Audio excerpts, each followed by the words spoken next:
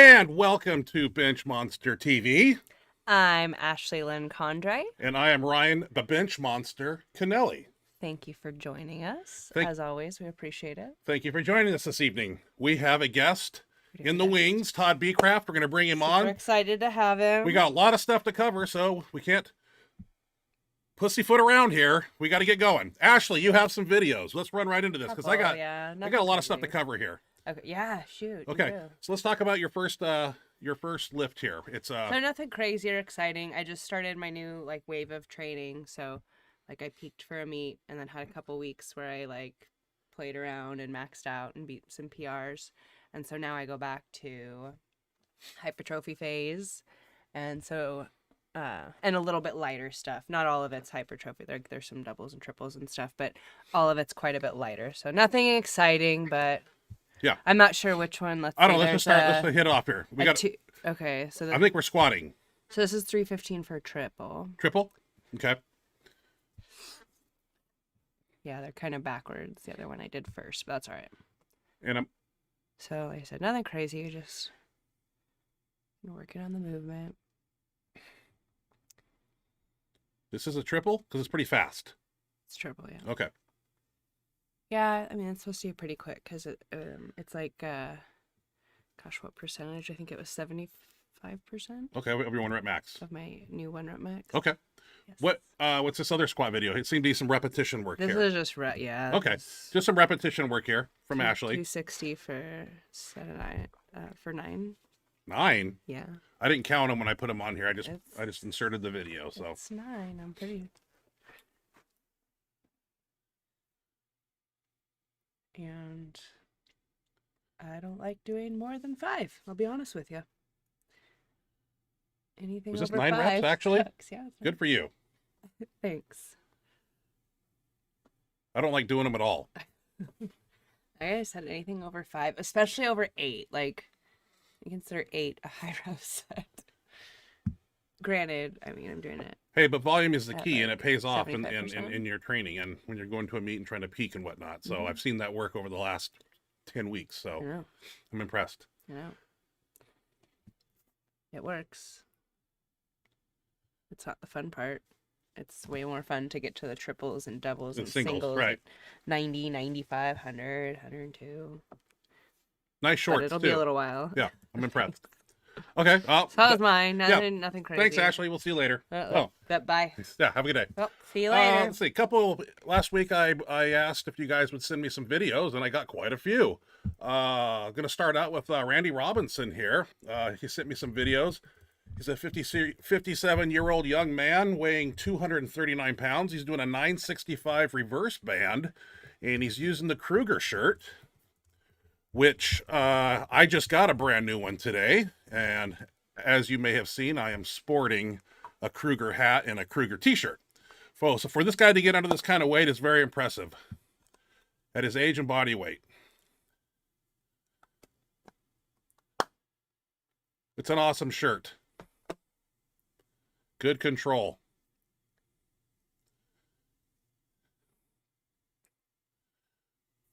Just missed it at lockout a little bit, but hey, the man's getting under it at 57 years old, and I take my hat off to you, Randy.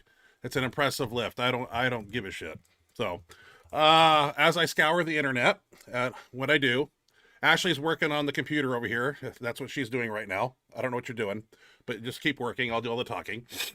Well, it's your turn. I did my turn. Now it's your videos. It's your stuff that you didn't include me in. Haven't seen Thomas T.D. Davis. I believe he did a 3-lift meet recently, and I know he benched 700 raw there, but I decided to grab his 895 deadlift here. Very impressive lift. And I believe he'll be going to the Kern U.S. Open in April next year, and I will see him there. We'll go down and root these guys on. Picks it up pretty effortlessly. Looks like Julius Maddox in the background there. Nice. Yeah, awesome.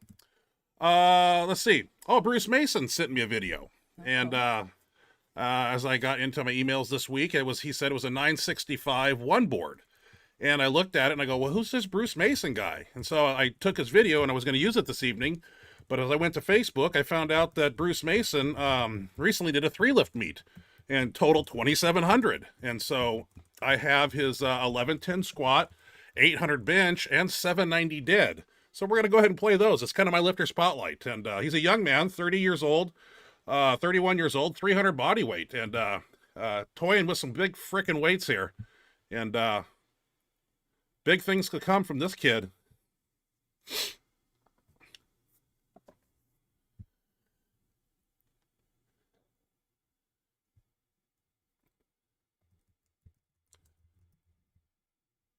Yeah. Let's go to his 800-pound bench press now. Where's a super duper phenom? I believe the blue color. Gets tremendous pop out of it, too. Good control, elbows tucked. Great form, man. I'm impressed. 790 deadlift, too. Gonna go ahead and pick this up for a 2,700 total. Boom. Damn. Had more in the tank, too, in a lot of his lifts. But, you save it for the next time around. Congrats to Bruce Mason, man. Awesome. Very cool. Yeah. 2,700 Very total. nice job. As we continue on, I saw Will Barodi posted some gym training lift of 1,000 pounds, and I was so impressed with it. I contacted Will and said it was awesome, and I'd like to post the video, and he said it was cool, and so let's watch him do 1,000 pounds here. He's wearing the Rob Farrell shirt, obviously, and just makes it look pretty effortlessly. Very inspiring to see. Looks like a speed rep to me. I've watched this video probably 50 times.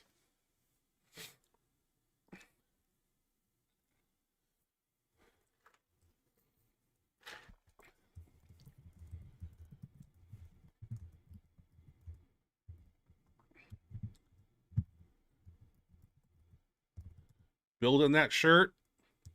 Belly up. Boom.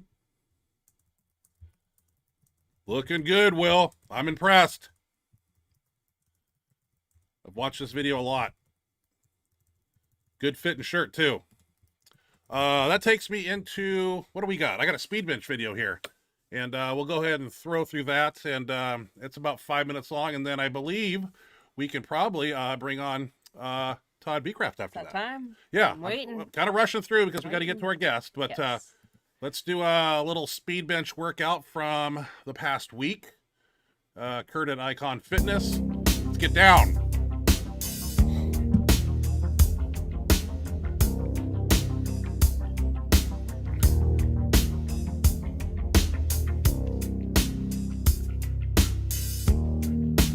I think we're doing a little, 6 sets of 6 here. Not doing 9 sets of 3 at the moment, doing 6 sets of 6, so. Westside, they do 5 sets of 5 on their speed day now. They do 5 sets of 5 at Look at Westside, yeah. Right From now we're probably going 8 Westside. sets of 8 tomorrow. 2 weeks of 6 sets of 6, 2 weeks of 8 sets of 8. And then we'll switch into something different. I believe we got 3 chains on there. That's 125 pounds of chain and then bar weight. So it's kind of what we used. Just 3 of us training this day. We didn't have the whole crew because it's 11 o'clock in the morning. And if you look back at the clock, you'll see that this workout is back to back. All the exercises are. And it's very strenuous. No rest periods. Basically, you load the weight, next guy goes, you load the weight, next guy goes, and just keep rotating like that. So that's how we train, especially on speed day. Longer rest periods on max effort day, of course, but speed day, very fast, very explosive. I know tomorrow I think we're doing 8 sets of 8, and it's going to be tough. There's only 3 of us going tomorrow, too, so it's going to be the same thing back to back to back. Especially on the assistance work, same concept. Go, go, go, go, go. I don't know how much of this I actually put in here on this video. Had to cut the volume out because there's music playing in the background and you just get copyright strikes and then on. So I just make it easier and just do talkovers. Kind of like Mark Bell does.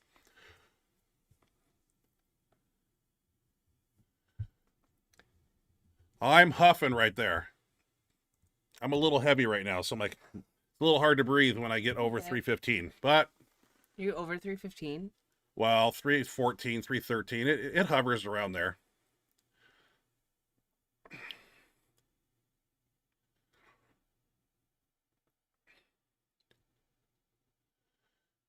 Just one after another here. And I believe we did 6 sets of 6. And I think this should be the last one. And then we move on.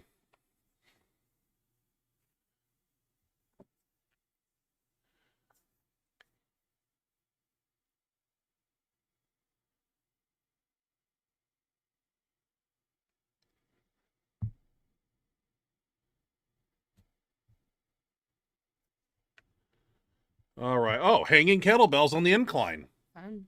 Innovative, creative, and I believe those Oh, there's that crappy red car. That's not my car. Oh my god, is it? That's stolen. Look well, at yeah. that piece of shit. Well, whatever. Excuse Hey, my language, those are like folks. 50. Those are 50-pound kettlebells on each side, and then those are, I believe, 20. So over 100 pounds in kettlebells, and it may not look like it, but it's actually wiggling and wobbling, and it was kind of tough. Doesn't look easy. It wasn't easy. Quite a No, wobble there. I never like to make things easy or fun for these guys. I like to make it complicated, hard. It makes their brains have to flip a gear and flip a switch, really, and they have to like adapt to the training that's thrown at them on cue. I've been here before, so I know how to utilize these correctly. But these were fun. I think we did 4 sets of 10 or something. It's raining outside, but it's 1,000 degrees where we're training there. It's really warm. Especially when you're not taking any long rest periods.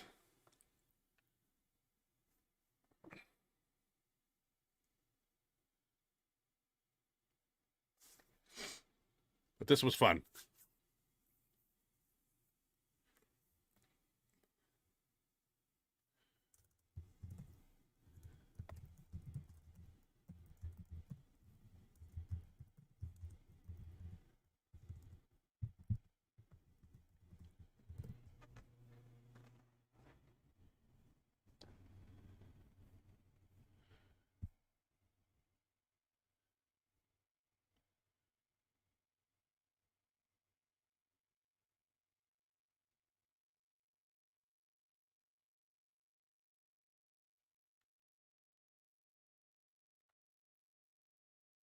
What are we doing now? Oh, these are kind of fun. We got these from Jimmy Kolb. We call them Kolb Crushers, actually.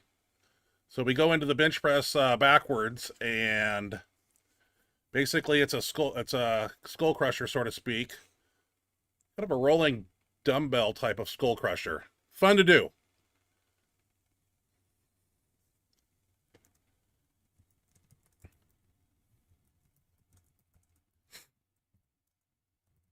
Multiple sets here.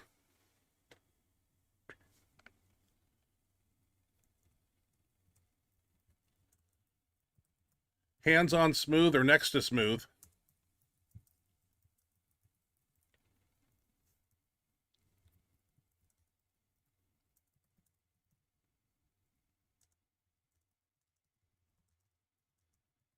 These are tough.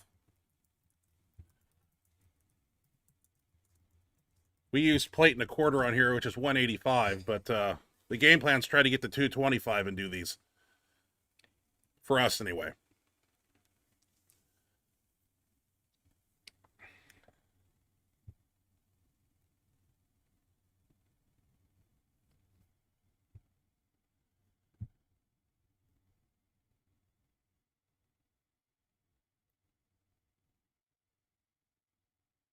Gotta have strong triceps to do a big bench, man.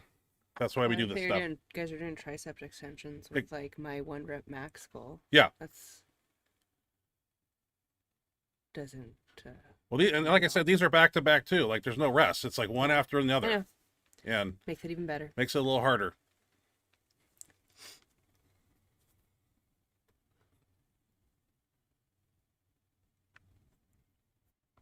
A little muscular endurance involvement here. Now these right here are tape presses combined with rolling dumbbells. We're doing 4 sets of 20 reps. So it's 10 tape presses or whatever you want to call those right there. And then 10 rolling dumbbells. So it's 20 total reps, 4 sets. I don't believe I get them all in there, and I believe I actually fail on my fourth one. I actually get, I think, 5 rolling dumbbells at the end, but try to increase the amount of weight each set too. So he goes, the next guy goes down. And I believe after this, we did a shoulder exercise and always finish with tricep push downs of some sort, high volume, fatigue the triceps right before we leave the gym. Various grips on those push downs also. Sometimes reverse push downs, banded push downs, cable, any attachment you can think of. Just to take the last little bit of salt and pepper out of those triceps before we leave.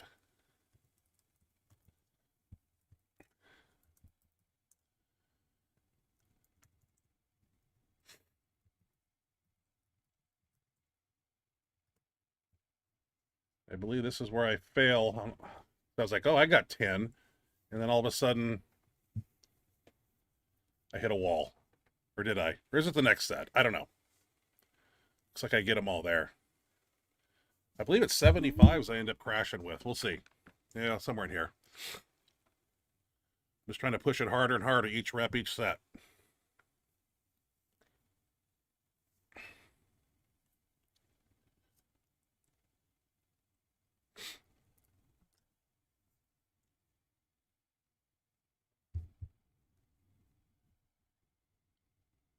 And boom. Yeah, I didn't get all 10 there. Sorry about that. But that's the way it goes. So, Miss Ashley, shall we bring on our next guest? We shall. Okay. I got a little intro to read here. Let's Little info about Todd Becraft here. Todd Becraft is a multiple-time Northwest State and Regional Powerlifting Champion, having competed from 1981 to 1995. Todd is a former Northwest pro wrestler, having wrestled for both Portland Wrestling and New Revolution Wrestling. He also is the author of the book Trap Chronicles, the definitive edition available on Amazon and his website, which we will post in the comment section below after the show for everybody. That being said, let's bring on Todd Becraft. do it. See if we can do that. Todd, are you there with us? I'm here. Can you see me? I can see you. Yeah, you're centered. Awesome. You're looking good, man. Ashley, you want to get in the picture? I want to start off by saying that this is an honor for me because I'm a fan of both of you and a fan of the show. I have not missed an episode since you guys began. A loyal Wow, follower, thank you, Todd. Appreciate that. We appreciate that. That's awesome. Well, you know, Todd, as all our guests on here, we have a lot of questions to ask you. Some of them are very basic, but, you know, it just gives us a chance to introduce you to the audience and get to know you a little bit. And that's what Ashley's been working on here on her computer. So we're going to start off. I was just going to say real quick, let me tell you, the guests you've had have been of the utmost best. And so to follow that, I'm a little intimidated. No, you're going to be great. We're happy. We're so happy to have you. You're going to be great. It's going to be fun. Yes. Should I get to it? You should get to it. Yeah, let's find out. All right. So when and how did you get into weightlifting in general, and how did you get introduced into powerlifting? Okay. I'm hoping this is going to appeal to some of the people that aren't genetically gifted, like a Ryan Kennelly, who's just freaking grows when he looks at weights. I was the very, very skinny kid, big ears, that stood out, the whole bit. And I think I was about 15 years old that I said, you know what? I think I came across a bodybuilding magazine or something. I'm like, yeah, I want to put on some muscle like those guys. And I started seeing people in school that had like muscle, and at that age, even though I was 15, at that age, you start noticing people, I guess kids start getting a little bit of muscle at that age, some of them, the genetic ones like Ryan. So I'm like, man, I want to put on a little muscle. This being so skinny is just ridiculous. So my parents were kind enough to buy me this will kind of date my age, but the old Sears 110-pound set. It's, I think, it's plastic, but they had cement inside or something. The cement would break when you dropped them. But anyway, I was all excited. It was the summer I was 15, so it was that summer, and I was telling myself, man, I'm going to go back to school. I'm going to be bigger. I'm going to be like a cool kid, you know, man, I was like 5'9.5", same height I am now, 125 pounds. So Oh. I'm like, man, I'm going to bulk up. I know, Ashley, smaller than you, Yeah. but, but I'm with no muscle. So I'm going to bulk up. This is going to be the summer. I'm going to go back to school. I'm going to get some girls. I'm going to, have some muscle and be cool. Well, I managed to bulk up to a whopping 127 pounds after working out so hard and doing what I thought was the right eating, which, you reading, that's the problem. You're reading the damn magazines. Oh yeah, you eat a little cottage cheese for breakfast and a pear. Right. And then, they don't teach you to bulk up. It's all No. this bodybuilding diet stuff, Right.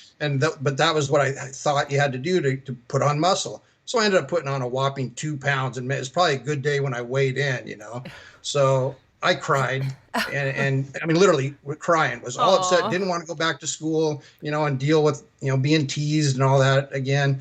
And my parents felt bad for me, like they did originally when they bought me the 110-pound set. And they said, Todd, you know what? We're going to buy you a membership to Laprenzi's gym, which is a famous gym. Oh, wow. That's still pretty iconic. I'm like, they said, maybe that'll help you out. And so they bought me the membership, and my God, my dad would come home. I'd go to school. My dad would come home every night after working a long hours at a warehouse job and drive me to the gym, come back later, pick me up at the gym, and all the time. It's just, I mean, looking back, my dad's passed away now, but looking back, it's just like, wish so bad I could have thanked him for doing that for me, because I can't imagine 12-hour days in a warehouse, then having to take your kid to the gym, go back later, pick them up when you're wanting to, relax in your chair. Be done for the day. Anyway, so that was kind of the start. I started working out at Laprenzi's gym, and that was a pretty big thing. And I'll say that it sucks being older now and not be able to be at your physical best thing. But man, the memories I have from that era and all through my life, I wouldn't trade for anything, because talk about working out at that time around the best. I was, like I said, shy 15-year-old kid who wanted to get a little bit bigger. I was training around guys like Jesse Ventura and monsters like that. And that's how I kind of first started with professional wrestling, or being aware of its existence, was because here's Jesse Ventura and a bunch of the other wrestlers, Sam Oliver Bass, the SOB, they called him. And so I'd go home and on Saturday nights watch these guys that I worked out around on TV. So that was my real first exposure to it. That would have been, I turned 16 in 1978. So that kind of gives you that time frame of the era. And then as far as powerlifting, do you guys want to intervene, or do you want me to continue blabbing? Continue blabbing. Continue, Oh, but okay, you're cool. kind of kind of answering the next question, because it asks about your wrestling career. So, That's what I thought. I'll ease into that a little bit. Well, I guess it would be powerlifting next, but then the wrestling. But let me start with, because it's kind of going in the time frame. But powerlifting. So when I first started squatting at Laprenzi's gym, I was really fortunate to get hooked up with an Olympic lifter. So from day one, Ashley, you could appreciate this, I learned to squat deep. I was a high bar squatter, granted, because that's what Olympic lifters do, is they squat with a high bar. But I always squatted deep, because, man, the Olympic lifters are the deepest squatters you'll come across. Oh, yeah. And so I was always fortunate enough there. Then went on to it. I had a workout partner. He's like, man, we need to change the pace. This is a couple of years later. So I was 15 when I first started, 16, 17. So I was about 18. So 3 years later, I'd actually started gaining a little bit of weight and eating, because when you be around guys like Jesse Ventura and the big bodybuilders of that day, you learn, dude, you got to bulk up. You got to eat food. You don't eat a half a pear and a cottage cheese for breakfast and think you're going to get big, So I learned, I started getting a little bit bigger, went to a different gym, started training, and that would have been the summer of 81 hit, 1981. And met a gal, Clackamas Town Center, walking around, met a gal. And so my summer was just spending time with her. It was my first girlfriend, whatever. And then by the end of summer, she dumped me. Oh. So I go dragging my tail back. I'm almost getting to the powerlifting part here. Yeah. So I go dragging my tail back to the gym, which was at that time called Bill and Bob's Health Club, but it was a powerlifter and a bodybuilder that owned it, and dragging my tail back and just lost a little bit of weight that I'd put on, and just was depressed and, freshly dumped from a girl. So I hooked up a friend of mine, Dave Olson, and he's like, dude, he goes, you need to power lift. And I'm like, well, what's that? He goes, because you need something to get your mind off stuff. I'm going to teach you this power lifting. There's a contest coming up. So this would have been August, September or so of 1981. So there's a contest coming up in December of 1981. It's a class 3 contest. I don't think they have those anymore. Like an ultimate novice contest. So he kind of taught me what the power lifts was. And then I went and watched the 1981, which was the first one ever, West Coast Open, hosted by Doyle Kennedy. Jeff Magruder was there, Tom McGee. I don't know if these are names you might. Yeah. Oh, cool. Dave Shaw. Soren? No, he was. It was before Soren's era, even. Wow. And then Soren didn't really come along till the 90s. So I'm talking 1981. Okay. Oh, wow. So Magruder and those guys. So I'm seeing that what these freaks, these monsters, these guys like Doyle and these big guys doing big weights. And I'm like, wow, this, I mean, that's when it really hit. Like, this is cool. This is freaking cool. This is what I want to do. So I trained and entered my first powerlifting meet at a whopping 162 pounds in the 165 pound class. But I had set a goal, and this is you'll hear a lot of this out of me through the conversation we have this evening, is goal setting and goal achieving. And my first goal ever in lifting was a 400 pound squat. And by God, I got that 400 pound squat at that contest.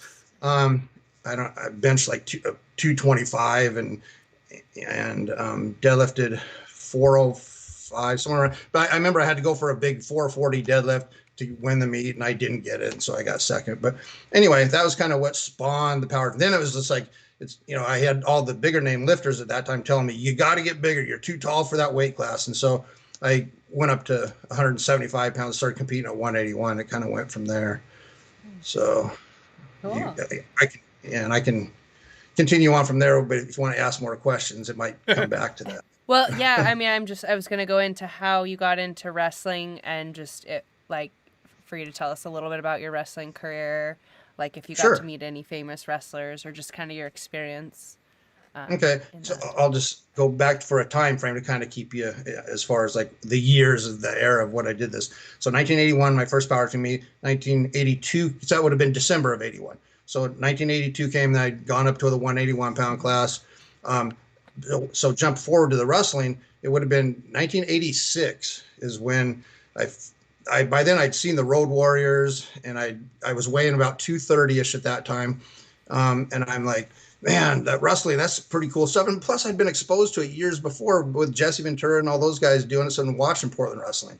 So I'm like, this wrestling stuff's cool, and it'd be cool. The coolest thing ever would be to be one of the Road Warriors or emulate one of those guys, And so there happened to be a guy I ran into at a bodybuilding show that was starting up his own organization here at that time. His name was Scott Ferris, and he wrestled for Portland Wrestling, and he did some stuff in Canada and stuff too. Well, he started up his and he started a school, but unfortunately, me and my partner got in at the school like really late and there were shows getting ready to come out. So we kind of got thrown into the training, didn't get trained real well or anything and then we started doing shows right out of the gate. Well, my first match ever, February 1986, was Jeff Magruder. And oh my God, what a cluster F that was. No real fault, I guess, with Jeff being gone. I don't want to say anything bad, of course, because I ultimate respect for Jeff. I mean, he helped me out as a powerlifter in the earlier years and everything, but as a wrestler, oh boy, you figure it was my first match, and I don't know, it must have been one of his first couple of matches. And in the locker room, he's like, and I'm all nervous. Jeff Magruder's one of my powerlifting idols, and I walk up to him, I'm like, I guess Scott Ferris has us in the ring tonight together.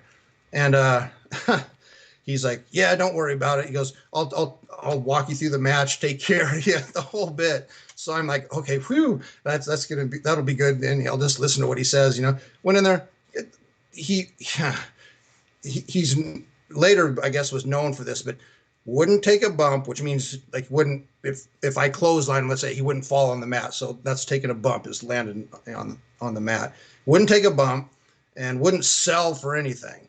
I think I managed to, at one point, to get him in a side headlock, and then, or excuse me, he had me in a side headlock and allowed me to get out of it and put him in a hammer lock. And that lasted all for about 2 seconds. That's all I got. He, I think he threw me around a little bit, slammed me on the mat, face down, went up on, it must have been the second rope, didn't tell me to stay down. So I'm trying to, usually when you slam someone down, you stay down, and that means, they're coming off a rope or something. They're going to drop something on you. And so I start to come up, like in a push-up position. He comes off hard with no give to the elbow at all. Usually if you're going to land it, you land it and you go with it like that, and the person sells it, makes it look like you'd. Well, he fucking nailed me, knocked the wind out of me, bruised my ribs. So there was the match. I'm like, pin me. And so he pins me, and that was it. That was my first experience with that. And I guess he didn't really get much better after that, from what I hear. So that's a cool story. How did you get involved in strongman? Strongman. Well, I'd retired from powerlifting. Let's see, strongman would have been 2000, the year 2000. I'd retired from powerlifting in 1995. Yeah, I retired from powerlifting. Started training my ex-girlfriend and ex-wife, Julie Havelka, in 1996. She competed. July 95 is when I competed against Soren Sorensen. That was my last contest, retirement contest. I knew it was going to be. It wasn't because I got injured at that time, and I reached all my goals in powerlifting I'd set for myself. I'm a big goal guy, and so it was time to move on to something else. Well, I met Julie a week before my last contest, and then when I retired, I started training her, putting all my focus into her, and still trained hard and everything, but really wanted to focus on her because I saw a lot of potential. March of 96 is when she entered her first contest, and we kind of kept training from there. She reached her powerlifting goals that we had set for her. And in the year 2000, we started watching, before that, we'd started watching the World's Strongest Man stuff on TV, and got really interested. And I said, wow, what a neat way to train. And back then, you couldn't go to Rogue or any of these places and get implements. We had to literally make our own, or have, like, at that time, George Nelson, who owned In Shape. Does that ring a bell? Oh, yeah. Brian? Oh, yeah. Okay. In Shape, we had George Nelson make us a lot of equipment, because it was just unheard of at that time. And 2000, me and some, Julie, and entered the women's division, and a couple of my workout partners entered the men's division in a local strongman contest here. And I was a middleweight. I wasn't a heavyweight. I didn't have I couldn't compete against guys like yourself. So the middleweight at that time was, the heaviest you could weigh is 225. And that's about what I weighed. Unfortunately, at this point, I'm starting to get old. I'm like 38 years old at this point. So, and we're getting into a sport of strongman at age 38. Not the best idea, but it was fun. It was just fun training. And so I ended up getting hurt. On a keg run, you pick up a keg, run, load it, run back. Well, I tore a bicep. Oh. So that stopped. I got like last place, obviously, in that event, but I won 3 out of the 6 events that they had. I still went on to win an event, which was a truck pull after my bicep tear. Completely ruptured the tendon too. I mean, it was a full on, had to have surgery. The whole, it wasn't just a little tear. But that kind of ended the strongman stuff, but I still love the train. So I continued to train, and again, went with Julie and pushed her, and she became really good at it, like really good. She was like top 3, probably top 3 in the nation at that point. Wow. So that's the strongman story. Okay. Very cool. Did you play any sports in high school? If so. Nope. I was that skinny kid that wasn't good at any sports or anything. Hated PE because I didn't even like to dress down, expose my skinny body. and it just wasn't good.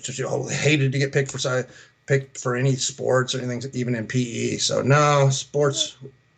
Looking back, it's funny, in your life, you always have a look somewhere. I do wish I would have wrestled, just because that skill alone to have later in life would be really cool. Amateur wrestling, but. Okay. How much did you squat, bench, and deadlift in high school? Did you lift it? Well, you got a little weight set, so. Yeah, well, actually, so 15, high school, because of the way my birthday fell and all that stuff, which was weird, and so I ended up was at 175 pounds in high school, and by then I'd gotten stronger. This is my senior year in high school. So so I was like 18 years old, 18 and a half, about 19-ish, because the way my birthday fell is, in November, I put me where I was a little bit older than the other people in my grade. But so by the time I was on my senior year, I did do a 500 squat at 181, weighing 175, 505 deadlift, and a 325 bench, because I won the Northwest. You'll laugh at this because of how much better lifters are these days, but I won the Northwest High School Bench Press Championships and benched the heaviest weight of the whole contest. And that was a big contest too. So it was high schools from everywhere. It was in Salem, Oregon. The Kennedy's gym put it on. 325-pound bench was the bench I won it with, and the heaviest bench of the whole contest. Nice. Oh, wow. Can you imagine? And can you imagine nowadays it'd probably be 500 pounds? Oh, yeah. It's like, wow. But anyway, so that was my high school stuff. Okay, cool. And you already told us what you weighed in high school, 125, Yeah. right? Whopping 125. I bulked up to 127 though, man. That's right. Excuse me, 127. But then but that was that was like when I was 15. But by the time I got out of high school, I was like 175. Okay. What type of music do you listen to when you train? Oh, Ashley, tomorrow, AC/DC. I was gonna say, as soon as I asked it, I was like, I don't even. I'm so excited. I mean, I'll just. We're on say the this same page on that one. That's my all-time Oh my favorite. God, I've got my pre-order. It's coming tomorrow. But anyway, Oh, really? nice. I'm so excited for that. But literally, it's the soundtrack of my life is AC/DC. I remember. Let There Be Rock is the first album. I won't go on this too long, but you got me going. I just love anything AC/DC, go for it. You got the right audience here. A friend of mine loaned me, because I was listening to some local radio station at the time, and local radio stations back in my day didn't play good stuff. I mean, maybe a little Van Halen would be the best they do, which is great, but it's about the best they do. Anyway, never played AC/DC. So a friend of mine's here, you need to listen. He gave me like 6 albums. One of them was Let There Be Rock. And oh my God, I was hooked from Problem Child on. I was hooked. Back in Black came out, and literally AC/DC for a while was in the early to mid 80s was putting out an album every year. And that was the soundtrack of our lifting. Every time it would come out, like, yeah. And I remember songs like, from the For Those About to Rock album, the song Let's Get It Up. Everything I love that song. Oh my God, everything I would correlate to lifting, all their songs. And it was I love that album. Anyway, yeah, I literally is AC/DC totally 24/7 almost for me. Love it. Perfect. Me too. Me too. I'm right there with you. Awesome. I love that answer. Okay. Do you use any kind of pre-workout when you train? Kind of a random question. I don't, because in my past I've and I'm sure Ryan knows, but I've had some heart issues, and so I do caffeine, I do coffee, and that's good enough for me. If I have like 2 cups of coffee, I'm amped enough for what I need to be for my workouts, because I'm not powerlifting these days, but I still have my goals. So right. Yeah, I do need to get up for the workouts, but just coffee for me. Okay. Have you suffered, which is a silly question because I know you have, but have you suffered from any injuries in your powerlifting, wrestling, or strongman career, and how did you recover from those injuries? Oh God, I don't want to. I guess the biggest ones that really stick out the most. Well, of course, I've had, a pec tendon rupture. I've had a bicep tendon rupture. This is all the part of really, I think, not being genetically gifted for something you love to do, which for me was powerlifting, and but you just push your body past its limits, and I don't know. I'll just say this before I say my big injury, but goes back to being that small kid. You just want to be bigger so bad, and you do what it takes. And for me, people can blame whatever, but they don't know how I ate. I mean, I was always eating. as far as nutrition in the 80s, especially, there wasn't nutrition. It was calories and protein. That's all that freaking mattered. We didn't do our macros. We didn't, count this and, oh, I couldn't tell you how much protein I ate. I can't tell you how many calories I ate. I can tell you my belly was full all the time, to where after each meal, you got to sit because you're going to puke otherwise. I swear to God, that's all through the 80s and most of the 90s. That's how it was. So that being said, my biggest injury would have been my heart attack that I had. It was, luckily wasn't one of those ones you just and buckle over, like a lot of lifters and people in general have had. I don't want to say lifters. I had some warning signs, went in, I did have to have open heart surgery, and that kind of changed my life as far as that. Can't be big anymore, but I don't know, that would have been the worst thing I went through. And then last July, a year ago, July 2019, I had the quad tendon rupture. Oof. Yeah, and that wasn't even a weightlifting gym related thing. So, oh, really? Yeah. Oh. Dang.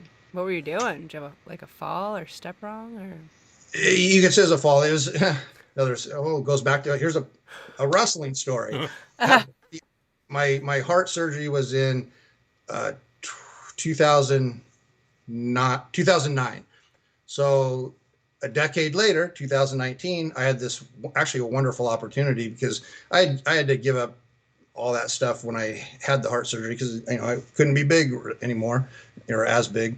And so, but this opportunity was given to me because this organization had started up here, and it was all my old buddies that I wrestled with, man. I mean, these guys were on Portland Wrestling. They were some of the best heels, bad guys, some of the best good guys that you could, baby faces that you could work with. I mean, because they were so good to me. And the guy who was running the organization gave me this opportunity, because they know I'm friends with Billy Jack, and they're going to have Billy Jack there with a battle royal. It's going to be the Billy Jack Haynes Memorial, or not Memorial, Billy Jack Haynes something, I can't remember now, battle royal, but it was his name attached to it, with him there. And Billy was one of my growing up wrestling idols as far as his style. I just loved his style, man. So intense and so believable. Something you don't see a lot of these days, But so with him, his name attached to it, and the promoter gave me the opportunity to, hey, come do this battle royal. We're going to put you over. And I thought, wow, what a great way to have all my family there, my friends, and a lot of my friends who hadn't ever seen me wrestle. And so it was kind of an opportunity I couldn't really pass up. So there was a big build up to it. It was going to be a pretty big thing. Tickets had sold a lot of tickets, actually. And then a week before, we're going over the how the match was going to go, basically, because it was going to be down to the last three. And it was going to, as a tribute to Billy Jack, I was going to end up, it was another big guy, a 260-pound guy. It's going to be me and him in the end, after we threw the third guy out. It was going to be, I don't remember how many, a dozen men started the battle royal. It's down to the final three, two of us throw the guy out. So it's just down to me and him. Well, in practice, we're going over it. He was throwing me around in the turnbuckles back and forth. And then the last one, he was going to throw me in the turnbuckle, come running at me for a big splash. I was going to turn. He was going to hit the turnbuckle, bounce off. I would have, by that time, come around, locked him in a full Nelson, shook him, and threw him over the top of the. And then I win. Billy Jack was going to come in. So it was a really cool thing. It's supposed to be.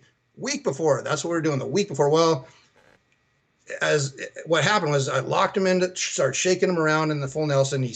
He lost his balance, stepped on my foot, fell back on me. He's 260 pounds. Boom! There went because my foot, I couldn't move. There's no way for my foot was planted with him standing on it, falling back on me, and there went the tendon. So my moment of glory, week before that battle royal, didn't get to happen, because that was going to be my retirement ever. Anyway, but can't have regrets in life. Right. I mean, it was really hurtful for a while, but just I look back, and just the fact that the people respected me enough to give me that opportunity said a lot for them and for what I was able to accomplish myself in the business, So. Okay. Very cool. Outside of the gym, what do you like to do? What are your hobbies? Jeez, I know you like cars. I know you like cars. You're super into cars. Yes. I got to drive. We got to test out. You have the cars from the movie Death Proof. I do We got actually. to Yeah. drive them when we were there visiting you. It was Yeah. super cool. We got pictures in them and everything. No, you played the role pretty good of when I had you in the on the tractor seat, and Oh hey, yeah. which way you going, left or right? Yep. uh, that's Yeah, fun. I got the Um, experience of the shutting the door, like, because we watched the movie later that night too, and oh, like I right on. remembered like when you shut the door, how like loud and intense it felt, and like to know that it was really cool That's because we went home and watched the movie that night. awesome, Yeah, awesome. got I us remember you guys saying pretty that, amped. like, some people don't do that, but oh, that's Oh, we cool. totally Well, did. We were pretty I'm amped. glad you brought that up because I mean, I'll just go off side subject off of lifting for a minute. We have, unfortunately, it's kind of dying down now, but I started a car club after I'd had my heart surgery and everything. I'm like was pretty lost in what I should do, and I loved the cars, and we got going on. I saw the movie Death Proof, and so that kind of is what spawned, because that came out in 2007. 2009 Okay. is when I had my surgery, and I started a car club in 2009 because I'd gotten the Death Proof car and all that stuff, and that's a story in itself. But so I had a friend that had Herbie the Love Bug, and what was it? Another friend that had a Knight Rider car or something, and I'm like, man, there's kind of a little group of us here. Let's start a club, and so. Started a club called Cinema Classics Car Club, which is nothing but a movie and TV themed car club. Nice. Still exists. You can go on Facebook and stuff. It's just, and then from there, man, it was awesome because we're the only car club to ever been featured on the TV show called AM Northwest. Because by then we'd grown to about 8 different movie cars. Some really cool people too.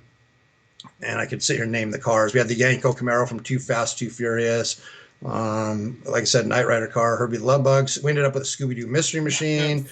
Nice. Um, my mom had a car from I Dream of Jeannie that was signed by Barbara Eden. My sister has the little pussy wagon. Yep. Saw that. If they follow you, they've seen some pictures of it from the Okay. movie Death Proof.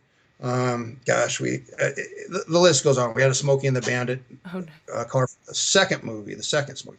Anyway, so it's cool because we started doing charity work with it. And we still do. We still hold an annual car show. Unfortunately, because of COVID, we weren't able to do it. And we raised money for, we're animal lovers. My whole family, we're all animal lovers, and especially dogs. That's just our thing is dog and dachshunds. I was gonna say, So, you have a particular type.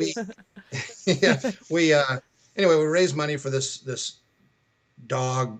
It's a shelter, but it's where they adopt them and what's that word? Where they take care of them before they give them out. Foster.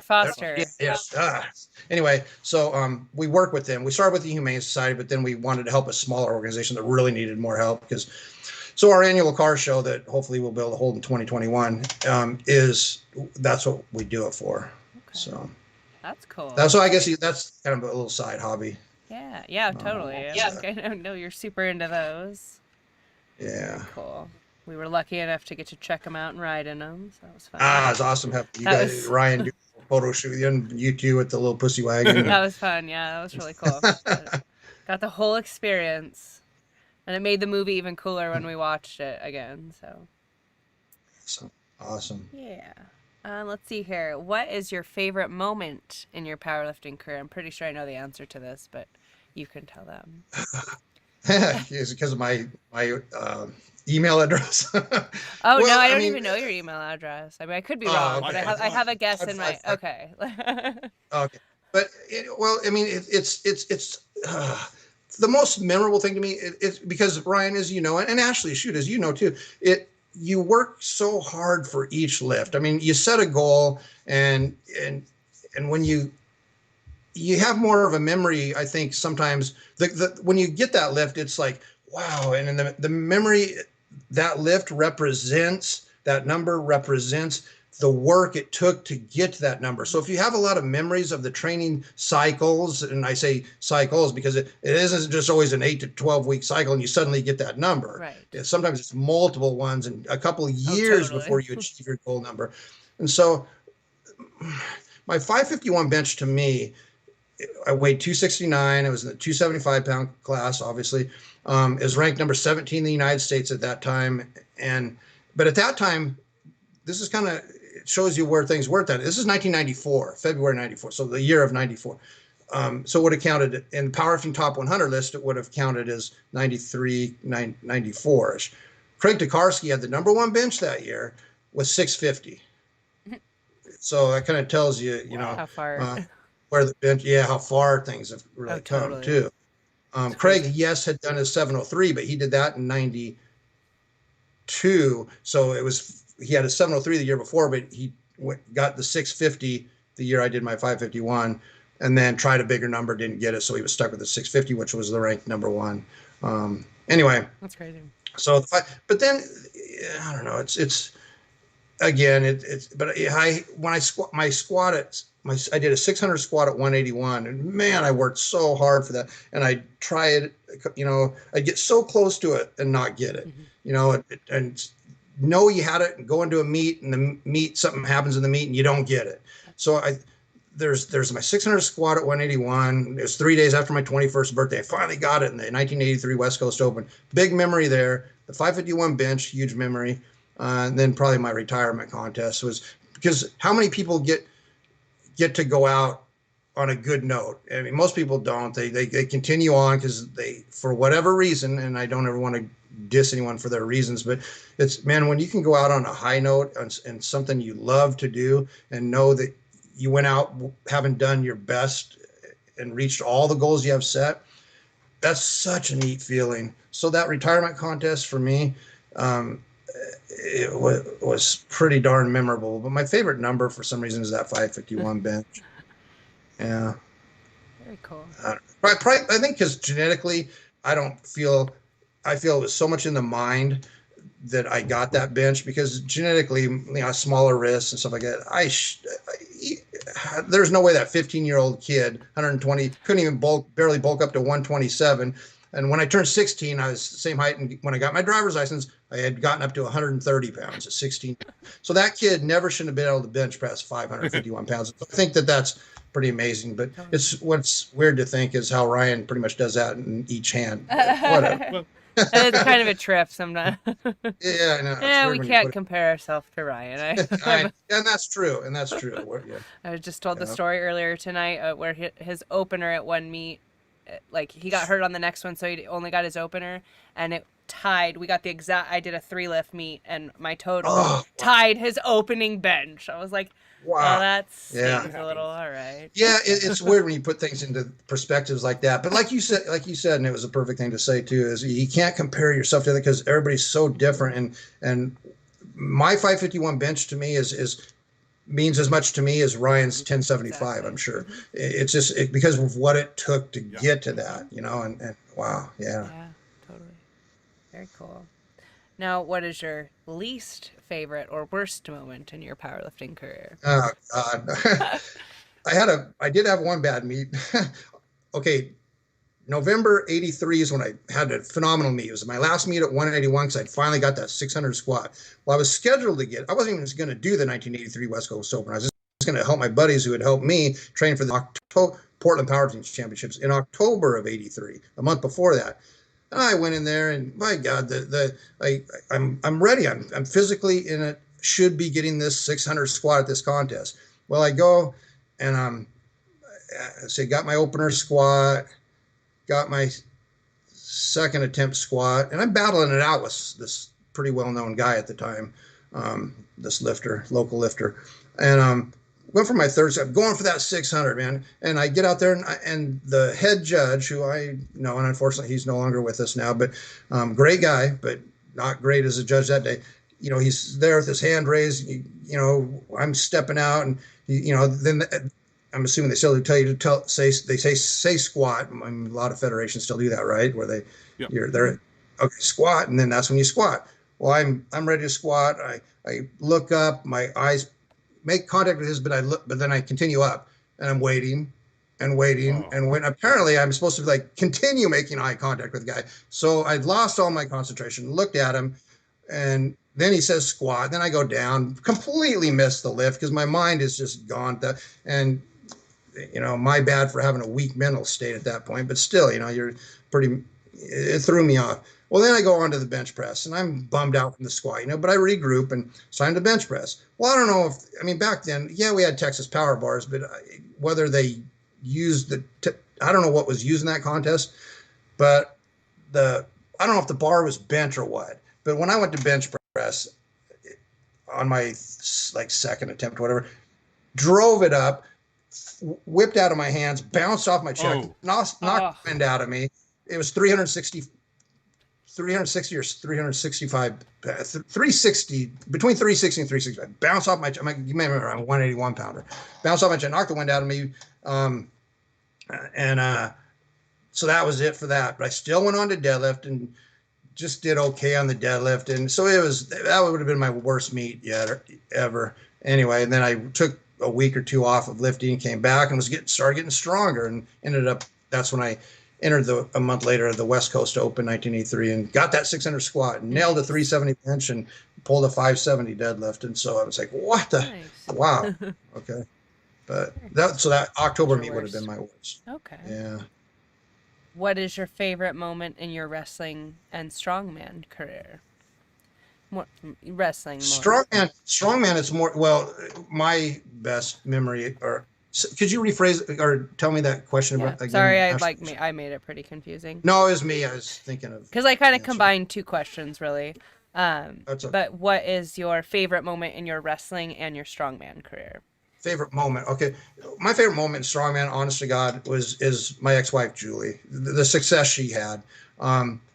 Watching her was just, it was amazing because she was so good at it and training. So that's my bit. But as far as me personally, it would be more looking back now, because I won 3 out of 6 events in that contest, and I placed second, and I probably would have had a good chance of winning had I not gotten injured and lost all points on that keg load. But the person I lost to and beat in 3 events out of 6 went on to become one of the greatest middleweight strongman. His name's Mark Wechter, local guy here, and he's literally one of the best. He goes and wins like Highland Games stuff at the Arnold Classic. He's won a lot of pretty much every middleweight strongman contest you can imagine. So looking back, it's like, that's a really neat memory for me of strongman is, wow, well, I got hurt, but I placed second to this phenomenal athlete, you know? Yeah. So, Okay. But yeah, anyway. Very cool. Oh, Wrestling? Do you have a favorite in wrestling?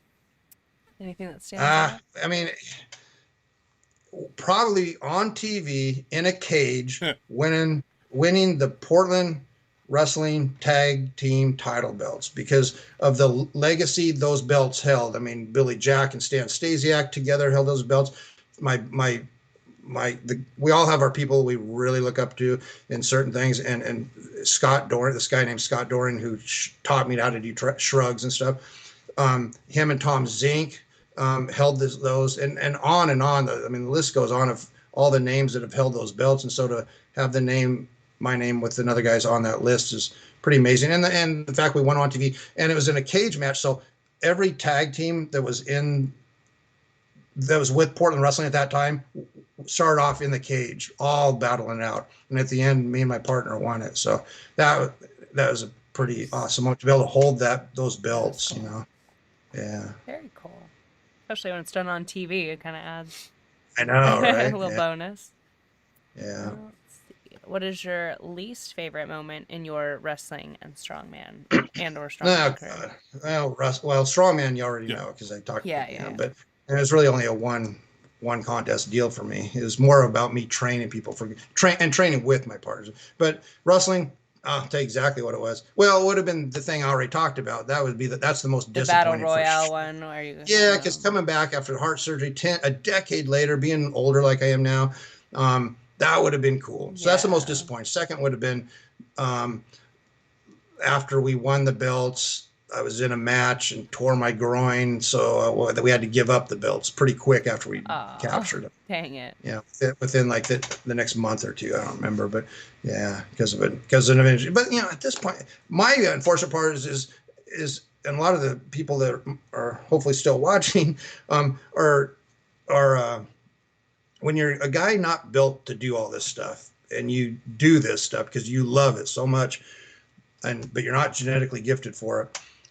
You tend to get hurt, and it takes you years and years and years to get to a point where, like Ryan might have I'm sure hit a 551 bench quickly in his career. Where me, it took me so long. So by the time I'm getting to do all the stuff I wanted to do and was big enough and strong enough to be able to do a lot of stuff, I'm getting old at this point. Like I said, the strongman contest in 2000, I was 38 years old. So by the time I was in Portland wrestling, this is 2004. So you can start seeing where I'm in my 40s at this point. So yeah, the injuries are starting to happen. Right. And so I wish out of anything, I love my life, but I just wish that I would have gotten this, made gains quicker in my life than having to take it so long, Yeah, for sure. Definitely. Okay. Did you have a favorite between the three sports that you did, powerlifting, strongman, and wrestling? Or you like them pretty equally? Is there one that you just really... Powerlifting was always going to be my passion.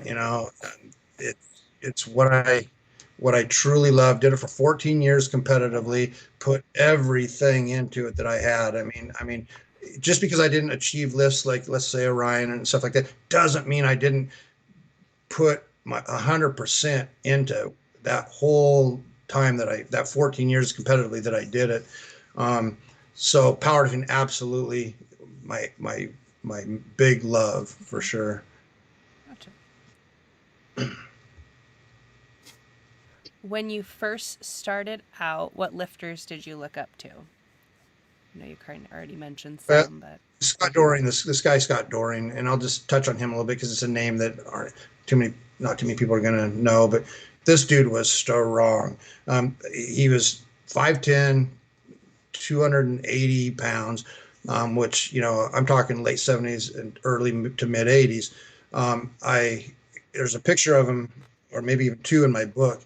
He started out, and this is how good this guy was. And I met him in the late 70s at LaPrinzi's gym. This guy came in, he was from Minnesota, and was just this freaky bodybuilder guy for back then, and come to find out in bodybuilding, he was bodybuilding. And so come to find out, he had beat Lee Haney in like 1980, I think it was. Beat Lee Haney, and who's like, what, 8-time Mr. Olympia. He tied with Ronnie Coleman as those two are the only two that have ever won the Mr. Olympia title 8 times. Well, my friend Scott Dorn beat Lee Haney in the amateur years. The only difference was Lee Haney continued on bodybuilding. Scott went into pro wrestling and did fairly well there. He just wasn't a great talker and needed some work. If someone like Billy Jack could have taught my friend Scott how to be more intense, how to have a little more on the verbal. I mean, the first guy he teams him up with is Rick Steiner, so up in Canada. So I mean, the guy had that potential and he did good for himself, but he just could have been so much more. But anyway, so but then there's always been your people as you go along. When I was a 181 pounder, there's a local guy here, Steve Knight. He was a 181 pounder, squatted 722 at 181. He did that in 1980. Made the cover of Powerlifting USA. Matter of fact, did that squat at the USPF Senior Nationals in 1982 or 3. I don't remember. It's on the cover of Powerlifting USA though. But his squat technique was so perfect, and he was the 3rd ranked best squatter in the nation at that time. Here's a name for you, Mike Bridges. So Mike Bridges Steve Knight was number 3, and he almost number 2. But that guy, I idolized him as a squatter back in the early 80s, and I do want to talk about this just really quick. I hope it's okay. When I got to meet Steve Knight, 'cause I'd go to Doyle's gym with a friend who lifted there. At that point, I'm real intimidated. I didn't go in there and lift. We'd just go and study those guys, because sometimes to go and lift there in the gym and I was invited to do so, like, hey, squat with us or whatever. But I was so kind of, this is 1982, so I was so young in the game that I was too intimidated, and I just wanted to watch. I wanted to study. I'd take some pictures when they allowed you to take some pictures in the back room with Doyle's, and just study all that, and I got the opportunity. I remember going up to Steve Knight after I saw him squat 700 for the first time in the gym, training for that Senior Nationals. I said, sir, would there be any possible way I could talk to you about training or whatever? He's like, yeah. He goes, come here. Like it was on like a week later, drive to Salem again, and he'd sit down with me and talk. So I'm like all excited, thinking I'm going to get this routine from him, and I'm going to learn all this stuff about squats. Well, a blessing in disguise. When I went and met him, we went outside of Doyle's gym, and it was a nice day, and we're sitting and talking, and I'm thinking I'm going to walk away with a full on routine of what to squat on what day, and this, how to get up to. Nah, what he mostly talked about, and was the mental aspect of lifting. Dude, to be able to be my age in 1982, young in my lifting years still, and learn about how important the mind was to the body, and how that was going to be your true success. Dude, he's gone on and written books on this stuff too. But to be exposed to that, because I'd already been listening to stuff like, I don't know if you know these names, but Zig Ziglar, Wayne Dyer, and these people. I already listened to it was Zig Ziglar, Wayne Dyer. I don't think he was doing stuff then, but when I was really young, I'd fall asleep at night listening to these guys, trying to have the positiveness, But when I talked to him, that's when I knew it was time to put time into the mental aspect of it as much as it was the training, physical training. So, and Ryan, you and I have talked about this, and you put a lot. People don't know as much about you as they might, as far as how much mental stuff you put in. And that's something on some show or in personal consultations you might do with people. You really talk to people about, because man, I'll never forget when Steve and I talked to me about it, and it just clicked, man. And I know you and I have had the mind body connection discussions, and you've got it, brother. Yeah, we talked about that recently. Yeah, definitely we'll cover that on a show sometime, because it is mental. I mean, you gotta turn this to the most dangerous weapon up here between your ears, and how to utilize that in what you're trying to, and what goal you're trying to achieve. And it's quite intense, actually, when you start breaking it down on what it takes up here, what type of mental aspect you have to have when you approach something like any goal, lifting, wrestling, strongman, and what you need to put into it mentally. It's 100%. I mean, there's no half-assing about it. So, well, I'll just throw this. It's my favorite thing. I love to quote, I guess you could say, J.M. Blakely. I saw an interview with him one time, and he was talking. He said he would ask lifters. He goes, how much a week do you put into your training? How many hours per week do you put into your training? And he, they'd say, 2, 4, 6, 8, 8 to 10 hours, 12 hours a week on training. He's like, okay. And obviously that's a big percentage of what you do. Is what he goes, well, how much do you believe the mind plays in as far as importance in your lifting? And most people will pick a high number, surprisingly enough. I would think most people are like, I don't know, 10%. No, they actually usually pick a pretty high percentage. Then he would ask, well, how much you put 12 hours a week into your physical training? How much do you put into your mental training, especially since you put it at a high percentage?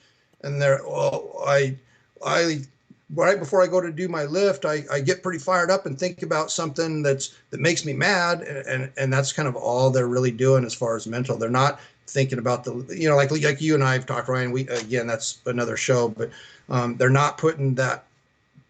They believe that, let's just say 50% of your mind is, 50% of your training is mental, but yet they're not putting near that percentage into their training of the mind, but they're putting that into the body, Mm-hmm. And Bill Kazmaier, it's in my book, Bill Kazmaier said, when he was asked the question of what's the biggest thing lifters today are missing in their training, he said the mental aspect, without a doubt. Everybody's on their phones, messing around, and there's so many distractions. No one sits in quiet and visualizes as much as they should, and goes over things and gets that fire going, So it's kind of funny, because it made me think back to, when I was going through those 1,000-pound bench presses, doing 7 meets a year in 2007 and 8, and I lived alone. And just when you were saying that, it made me think back, because I don't know if it was like an obsessive compulsive disorder, but I lived, ate, slept, and I thought about lifting 22 hours a day. And the only time I really had 2 hours to spare was if I had a movie on that I tried to escape from. But if I was when I would mow my lawn, I'd be thinking about tomorrow's workout, what I'm going to eat next. I mean, that's how much mental. I don't know if it was healthy, but I channeled everything I had into what I wanted to accomplish, and did quite well. I don't know why I just thought of that, but when you were talking, it just made me think back to that that era on what type of mental fortitude I had towards what I wanted to accomplish. So, Well, you say you don't know if it's healthy, but you know what? You talk to a lot of really good athletes. Like Pele is the soccer right? guy is really a good athlete to read on. I've read about him a lot. Um, that's the extreme a person needs to go to be the absolute best they can possibly be. But to be at the level like you're at, I mean, you're the Pele of the bench pressing, so to speak, or a Michael Jordan of the bench. Yeah, that's what I've heard Yeah, him that's what called they call. before. Yeah. Yeah, I mean, Tiger Woods of whatever bench great pressing. athlete you want to compare, yeah, whatever great athlete you want to compare, Ryan is that of the bench. But you have to. People can call it unhealthy, but it's not. It's where you have to That's be. true. You know, why was it unhealthy that we have to go to an extreme to reach our goals? You Right. know what I mean? To be better than the best. You And it know. wasn't just the training. I mean, it was the eating, the sleeping, the training, the Yes. supplementation, the technique, all those things are constantly working in my mind. How can I better each one of those just 1%? Because I know there'll be a tremendous payoff if I can better each one of those. And that was the plan back in the day. That's how I thought, and that's how I lived. And I loved living in a shell. I mean, I excluded myself from the whole world. I had very few friends, and that's how I channeled my life and into what I wanted to accomplish. So, but I don't know if that's what it takes for everybody to do it, but that's the extreme that I took it to. And look what Yeah. it did for you. You know, it's the best. Well, it's funny because you said the only escape you would have from that is movies. But let me ask you this: like, what kind of movies would you put in? Ones that would get you fired up, like Yeah. like Roadhouse and Yeah, movies like oh yeah, like Heat, The Town. Yes. Certain movies that had a violent aspect to it because See? Yeah. lifting isn't laid back, relaxed. It's violent. Right. Yeah, to me, it's like getting into the ring with Mike Tyson, man. I mean, I'm not going in there wondering whether I'm gonna get knocked out. I'm going in there to kill, and that's kind of like that's the mindset I have. You have to be sharp as a razor, man, and that was the mentality at the time. Still is, Yep, that's obviously. it's funny because even the escape, which is the movies that we try to let our mind rest, we're still Yeah, there. We're that's still, true. you know, I get it, man. I get it. And to be honest with you, a lot of times when I'd have a movie on, and the TV would be this way, but I'd be in front of the computer researching other lifters. What's this guy doing? What's this supplement gonna do? How much is it? You know, it was always working, and I would go to bed and wake up and it'd start all over again, man. But hey, that's what it takes to be a champion. I mean, nothing's half-assed. You know, what you put in, Right. that's what you get out. So Yeah. I didn't mean to take up the show and do my own No, rambling. no, but I wanted that. got me thinking. How good were your relationships back then? I didn't have one. I know, I right? half-assed them, to be honest with you. I mean, Yep. I just I didn't. I'm there. I'm man. sorry, Yeah. but I didn't have time. Yeah. It really. I mean, I was focused. I knew. Schwarzenegger told me at the first Arnold Classic in 2002. He wasn't governor at the time. He came back. He actually talked to him for like 10 seconds, and he mentioned something about us men having a window, of time or something. And I could have swore that's what he said. He may have said something different, but what I took away from it was, we can't do. I can't do this when I'm 80 years old. So I got. The time is now. I have. Back then, I thought 40. I'd be out of the game and I'd be on the downside. But we're seeing lifters like Bill Gillespie benching 1,000 pounds at 60 years old. So that gives me hope that there's a further road for me to travel on. So, but yeah, it's just where I took it at the time. And Yeah, and you mentioned there's that window, and there's a quote that I always tell people, mostly so that they try to enjoy every moment of their lifting prime. And that quote is, there will come a time in every lifter's life where you are the strongest you've ever been, but at that exact same moment, it's the strongest you ever will be. True. Because you don't know when that moment's going to be where you're the strongest, and then boom, you get injured or life shit happens. That's right. You get old. Yeah. And can't defy the odds like Bill Gillespie, who's defying the odds. Yep. Because let's face it, that's a 1 in a million, not one of the millions Right. of Bill Gillespie doing what he does.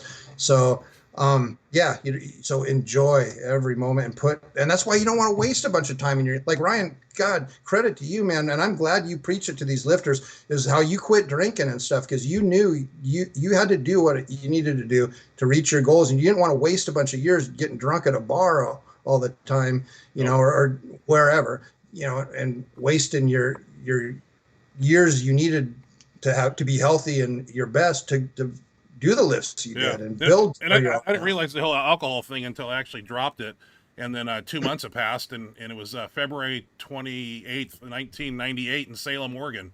I just came from Gus Rethwich's Wabdo Worlds, did a 512 bench at 242 in November previous year, and quit drinking New Year's Eve that year. And 2 months later, I hit a 556 bench, and George Nelson beat me there. And I remember that. I don't mean to get off tangent here, but it's a fun story to No, tell. please. But George Nelson did a 560 something, and I did a 556, and he got the 4-tier trophy. I remember when Gus Rethwich handed it to him, he picked it up like this, and it hit the ceiling in the event room there. And I looked at him and I said, "Wait till you're in my backyard." And that was 2 months later, April 18th, 1998. I did a 617 bench that day. So never look back, man. Never quit drinking, and turned my lifting career around. So. And I try to preach that to kids, don't do meth, don't do this, don't do that, put 110% into what you do and you'll get results, so that's still what I preach, but, Well, and even Ashley, as to include her in on this. I mean, she's got her story. She started to touch on it a little bit like a week or two ago on the show about she had her partying days and oh, her yeah, dad gave her the choice. But look at her now. yeah, She's not that party girl that she was then, and look what she's achieved true, from not doing that. that's true. And so, I mean, yeah, the two of you are really good representations of preaching. Stop the drinking. Don't party. Don't waste your years. Waste time. But yeah, a lot of younger kids, 18, 19, 20, when they hit 21, that's the prime years of their life to drink, party, and, this, that, and the other. But, that at some point, you gotta build that foundation and then build the house as far as your lifting career. And I always try to get them while they're young, and because this stuff shouldn't take, took me 14 years to become, 1,000-pound bench presser, and what I know now that I can pass down to other people, people can accomplish their tremendous amount of goals in a shorter amount of time by the teachings that I have now, the trial and error that I went through. So it's good to get back, man. So. Well, and gosh, I'm sorry if I'm taking up No. too much time, but I just thought you mentioned like turning 21. This is how dedicated I was too back in, people compared to people who party and everything. When I turned 21, it was 3 days before that West Coast Open, the one I finally got my 600 squat at. All my friends were begging me. I took the phone off the hook. Back then we didn't have cell phones. You literally had to take the phone and receiver off the hook. Ashley, you wouldn't know anything about that. But, I have phones like that. I'm older than you think. Anyway, so because they all wanted to take me to the strip clubs, turn 21, let's take it out. So no, I wasn't about to do that, and might have had a few drinks after the contest, but I don't even think I did then either because, anyway, I did throw that in. Yeah, totally. That's how dedicated. Good point. Yeah. Yeah.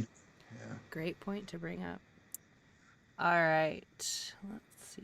What do you do? Can you tell us about your neck and trap training? Neck training. Scott Doran, going back to him, was the first guy I ever saw training his neck with a 4-way neck machine, neck harness, and all that stuff. And the guy was just a specimen, And I knew going back to how skinny and small I was, I trained, and again, my neck was ridiculous looking. So I started doing that 4-way neck machine, and I didn't see a whole lot of progress at first, but I kept at it. And then later, I kind of kept doing that, just not really taking it too serious. I didn't know what I was doing, but just kind of knew I needed a bigger neck. Well, years later, when the powerlifting started coming along, and I re-met with Scott again in the 80s, and he talked more about neck training, how important it was, and this and that, and and I said, well, you don't see bodybuilders training their necks, and you're just coming off being, but why were you one of the only bodybuilders ever training your neck? He thought it was ridiculous and stupid. This is coming from a guy who beat Lee Haney, remember? He thought it was ridiculous and stupid for bodybuilders to work every body part and exclude their neck. He goes, it looks ridiculous.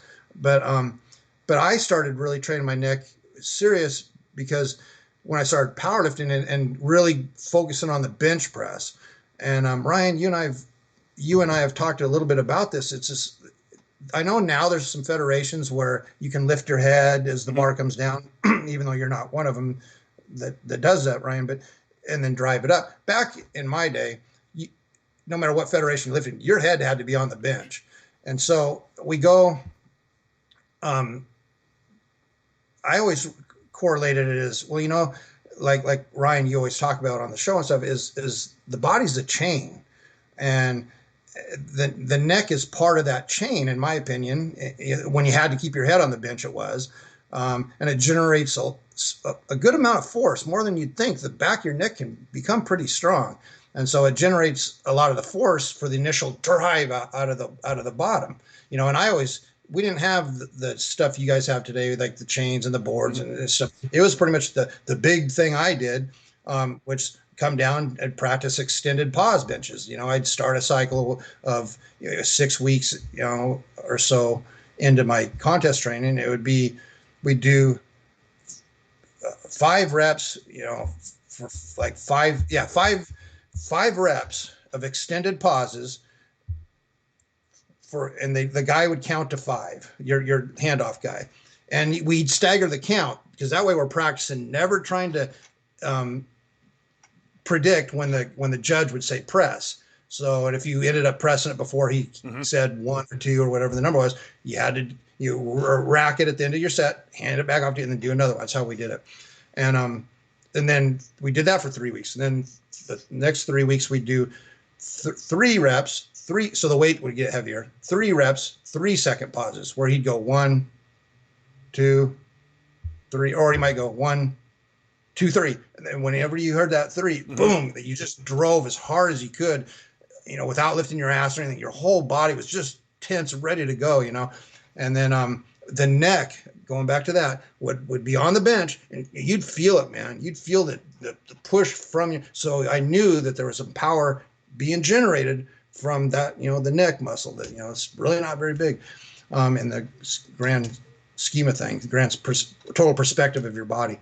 And I feel, for me, because not being genetic, I needed every piece of the puzzle I could possibly get. And to me, if that put 2 pounds on my bench, if that gave me my 551 instead of 550, hey, I'll take that absolutely. 1 pound. I'll work my neck. Yeah. So anyway, that's kind of really when I got into neck training. And then when I got into wrestling, it was just something I wanted the protection of.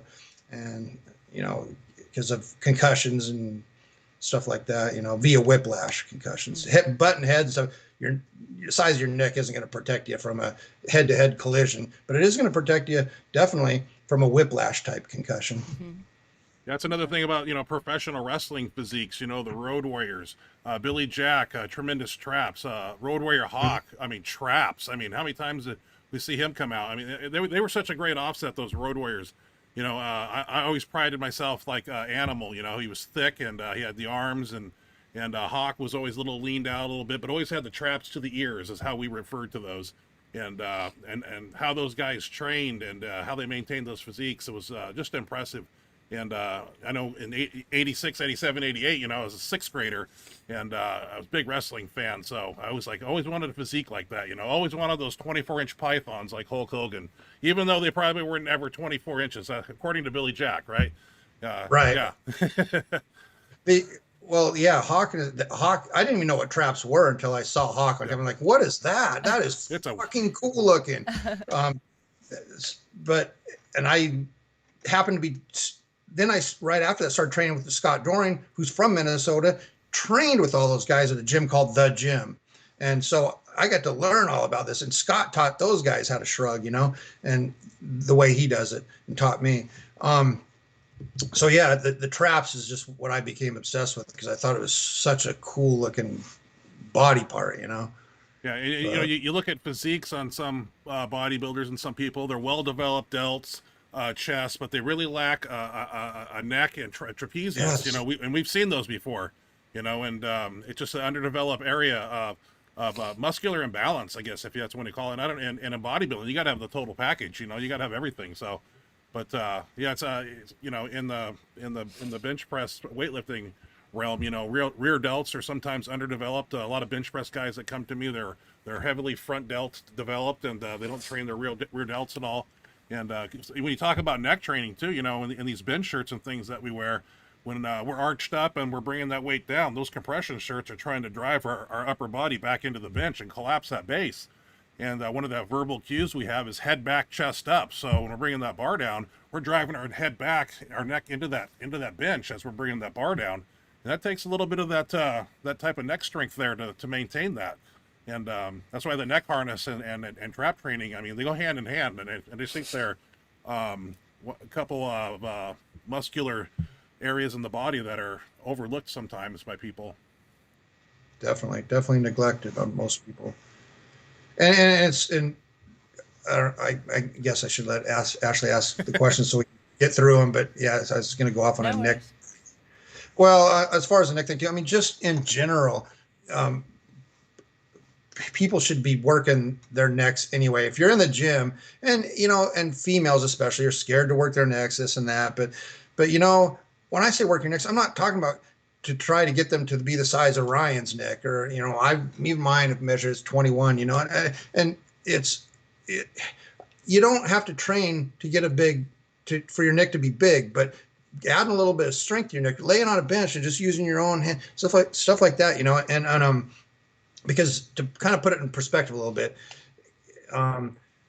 because you know, Ryan, you know, and Ashley, you know, if you want to have a big body part, you have to train it to be big. Right. You can train stuff just to be a little bit stronger, or you know, without being huge. But like heads, for instance, let's talk about concussions via whiplash or something for a second. Heads, men and women, their heads weigh the same, 11 pounds approximately, give or take. 11 pounds is your average what a head weighs. A brain, and both men and women weigh 3 pounds of that. So we're talking the same. So 11 pounds is sitting. Ashley, you're about 11 pounds. Ryan, you're about 11 pounds on your heads, even though it looks different. But the average. I'm talking about average. I'm not talking about weightlifters like yourself. But the average neck size on a woman is 13.5 inches. Average men is 15 inches. So a man has a bigger neck supporting this weight of their head that it weighs the same as a woman's.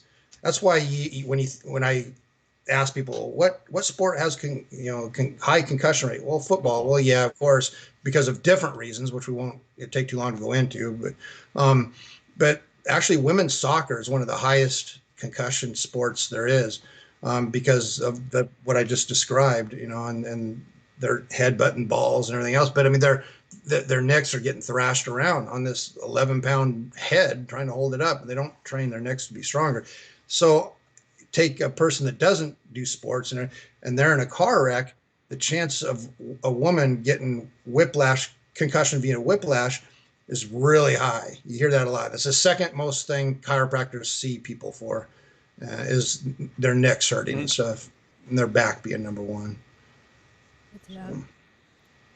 All right. If you had the opportunity to go back and do it all over again, would you change anything? If so, what would it be? It's kind of hard. Well, if I knew everything, I'd be like, okay, that one workout I got hurt in, I'll skip that day. No, but, and I would eat differently, because that's, you know, my heart issue was clogged arteries, atherosclerosis. So, you know, clogging of the arteries and stuff, and is from all the stuff I ate. People can blame whatever they want to blame, but I'm telling you, you don't know the way I ate back then. I mean, evaporated milk, drinking it down. I mean, just anything, cheese on steaks heavily. I mean, everything. And again, just feed until your belly is full all the time. So I would change my eating a little bit, you know, to try to be healthier and not have what happened to me in 2009. Okay. But regrets as far as any lifting, man. I love my life. I love all the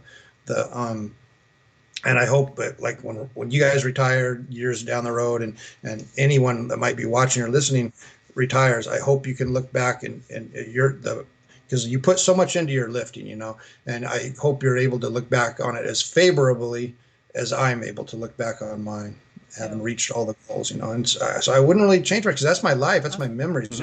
When I'm an old man stuck in my chair, you know, remember, the great times, the great friends, everybody I have met because of lifting. That's my life's memories, man.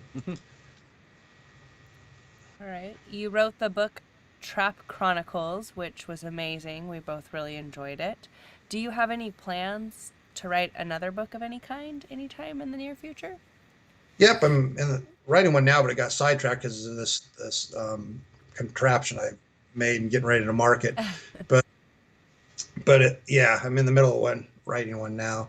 It's going to be neck related, but like a different direction altogether. It's going to be pretty cool. It's going to have a lot of darkness to it. I kind of mentioned a little bit to you guys because it's covers everything neck related, from old circus acts to the very first neck machines ever invented, through Nautilus and all this.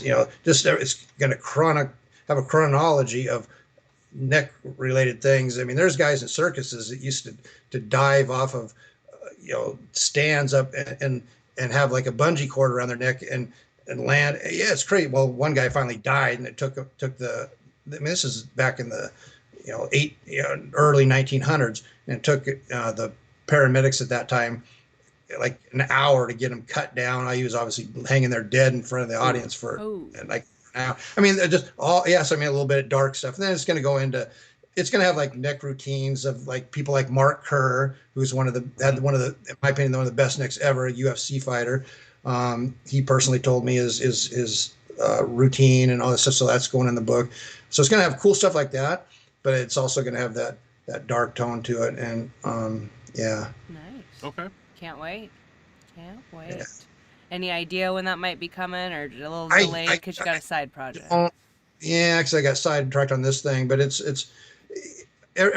my last name is Becraft, so I'm gonna kind of playing on that role as far because H.P. Lovecraft wrote a book called the Necronomicon, and Ryan, you mentioned you'd heard of it. It's Book of the Dead. Yeah, mine's gonna be Book of the Head, and it's Necronomicon spelled with a K and that's why I'm going this dark route with it. And then my H.P. Lovecraft, so it's gonna be T.A. Becraft is gonna be the author. Nice. I like it. Yeah, so that's Necronomicon is gonna be a neat book. Nice. It's gonna be pretty. Sounds really cool. When it's finally ever done, I don't know. It's halfway done now. Can't wait. Can't wait to read it. Then the last question that I have is, what advice can you offer new lifters who are just starting out? Yeah, it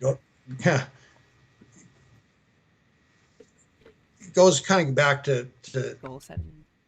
For me, it would be to learn to work the mind, especially at a younger age, and in connection with your lifting, and have that be a priority.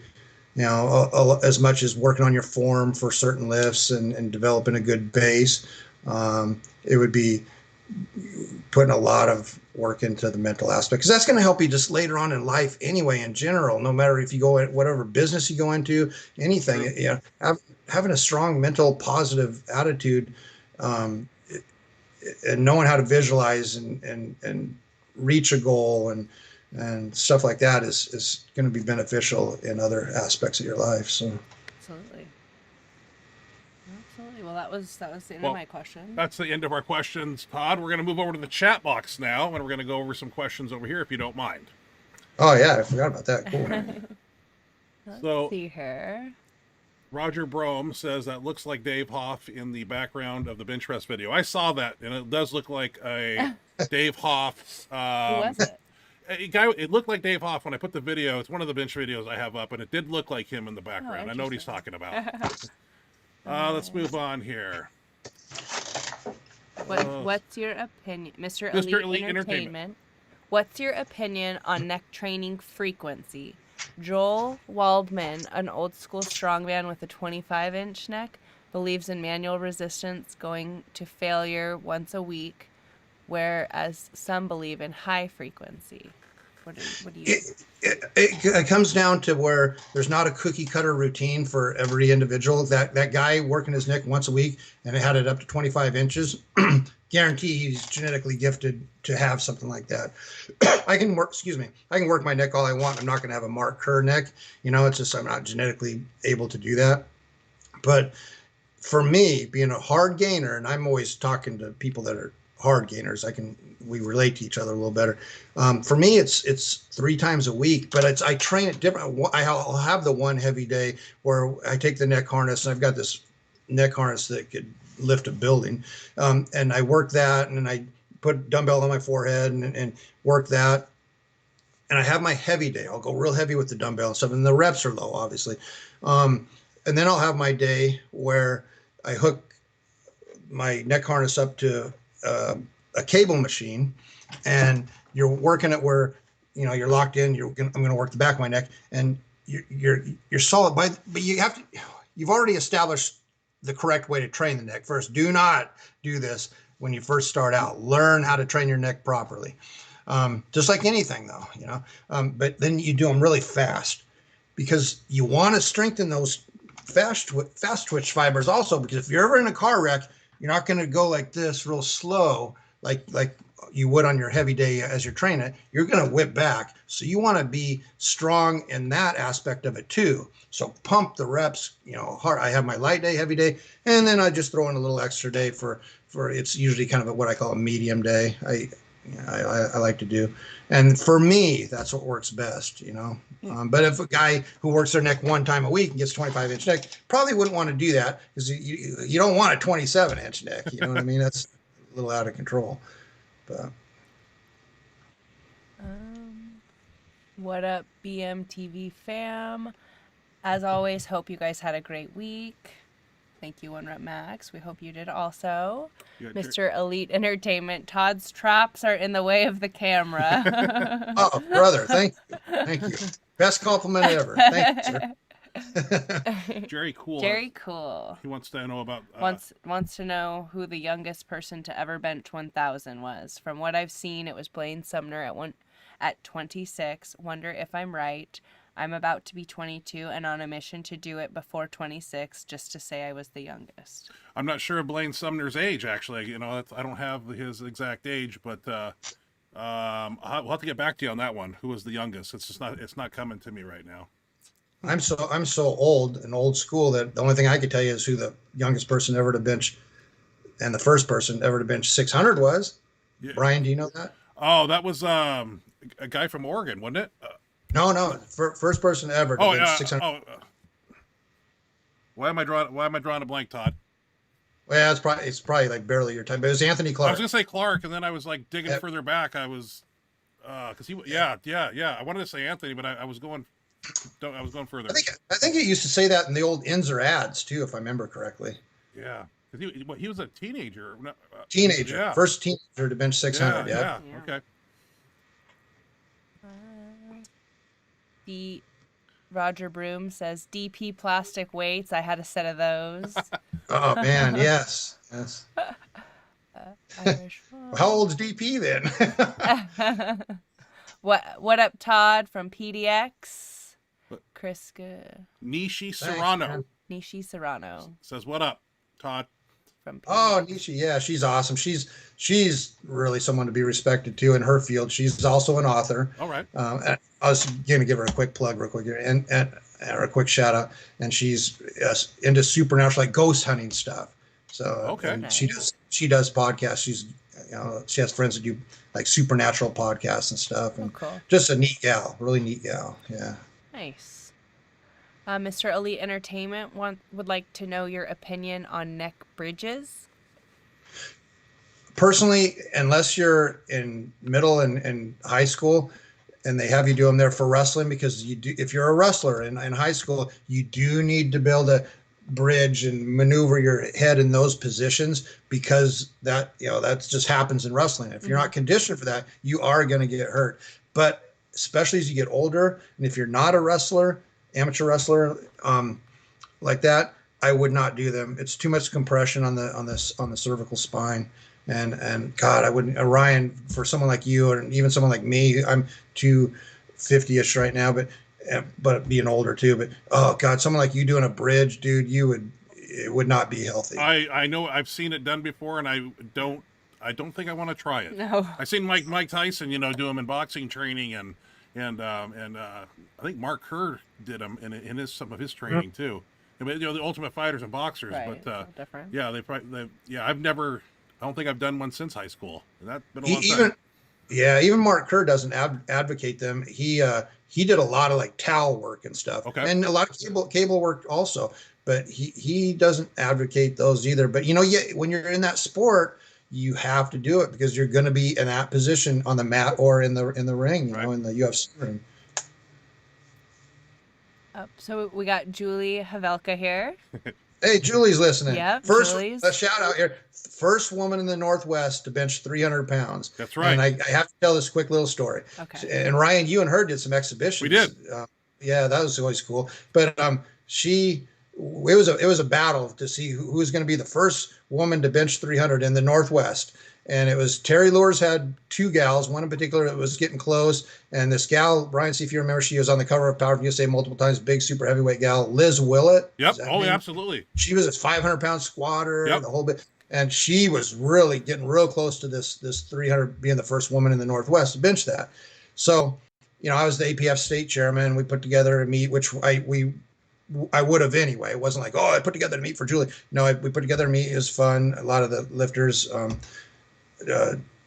locally here that went on to do WABL stuff lifted in it. Anyway, Julie got her 300-pound bench. And matter of fact, I have the bench press sitting over there. She did it on, and she signed it for me. I mean, we're not together anymore, but we're still best of friends. And yeah, she signed the bench for me. It's sitting right there. And but I didn't want that stigma of, well, she only did the 300-pound bench, because Todd put her boyfriend at the time put the contest on. So I'm like, okay, well, we went on, did senior nationals in July. That was July of '99. Did senior nationals. She messed up on her squat at that contest, and so we had to take the bench conservative. So she did a 292 bench. We couldn't go for the 3 there. But then a week or two later, we went and did a meet in Idaho, APF sanctioned, a very legitimate meet. Karen Kidder came out and did it, bombed out. Jim Vronin was there. So it was a legit meet. And Julie did her opener, I don't remember what it was, and then went 303 and then 308.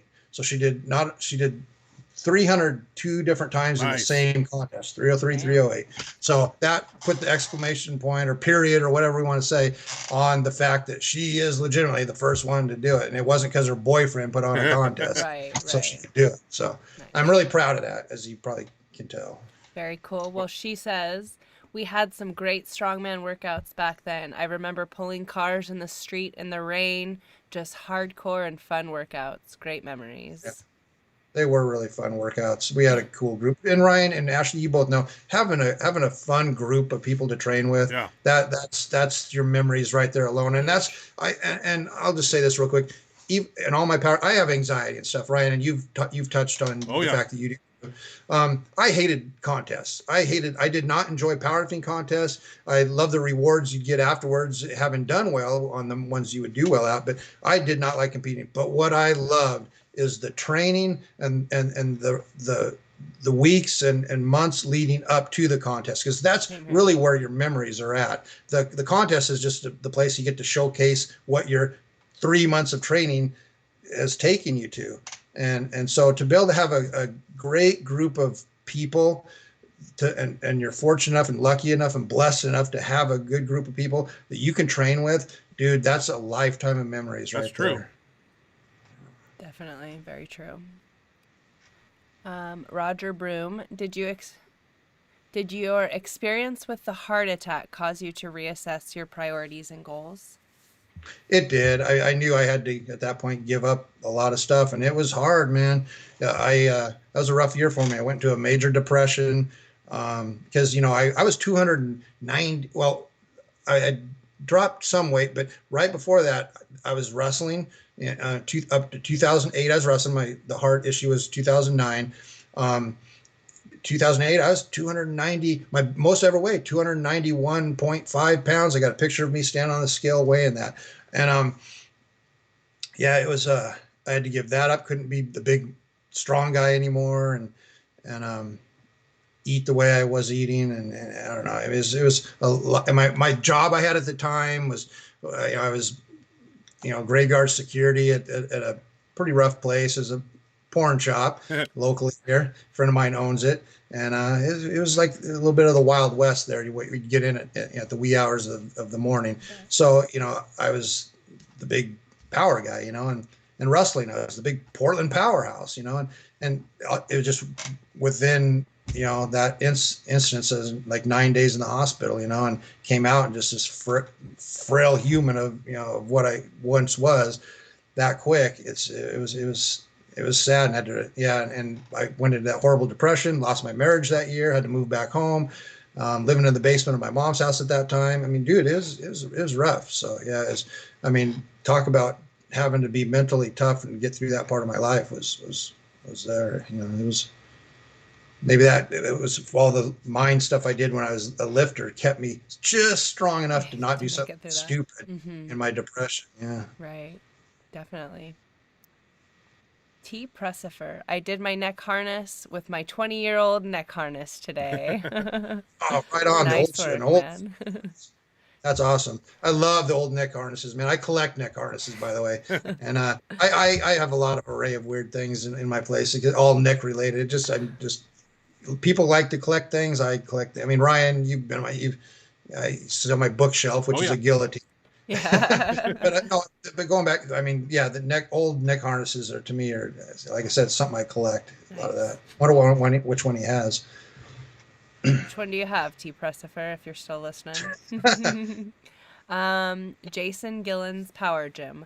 Todd, thank you for bringing grip sport to the Northwest, buddy. Man, that's awesome. When Julie, thank you, Jason, and what a great grip athlete that guy is. He's a freaking monster. But definitely. That goes back when we're doing strongman. This maybe some people like this story. When we're doing strongman, and Julie, like I mentioned earlier, was very good at it. We got invited to fly to Hawaii and do Ode Haugen. There's a name that you may or may not know. He's a phenomenal athlete, and he's older. Ode Haugen would always put this contest on called Beauty and the Beast. Well, this was going to be the first year he was going to have a women's division. And the men he would get over, it would be it would be everyone you would see on World's Strongest Man, they were at this contest. So it was basically watching the World's Strongest Man contest, only it was Beauty and the Beast, and not filmed and put on ESPN.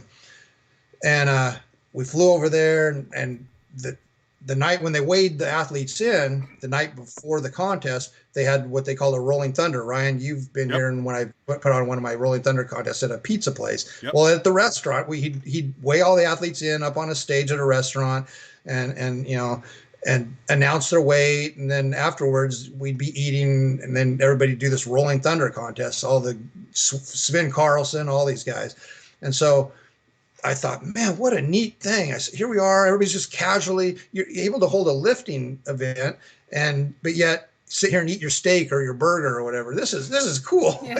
So I brought that concept back to, because Ode Haugen was the only one doing this at that time, putting on a Rolling Thunder grip contest. It's unheard of. And so I brought up the concept back here to Oregon, and it actually took off pretty good there for a while. But much like powerlifting, and I love powerlifting. Please, people know that I love powerlifting. So I'm going to diss a little bit on it, though. With everything becoming, with so many federations and stuff coming in powerlifting, it became so political and so, you know what I'm talking about. It's so many different rules, and each federation has more rules than the other, and this and that. Well, grip became a sport, and it called grip sport. And it was a pretty cool thing.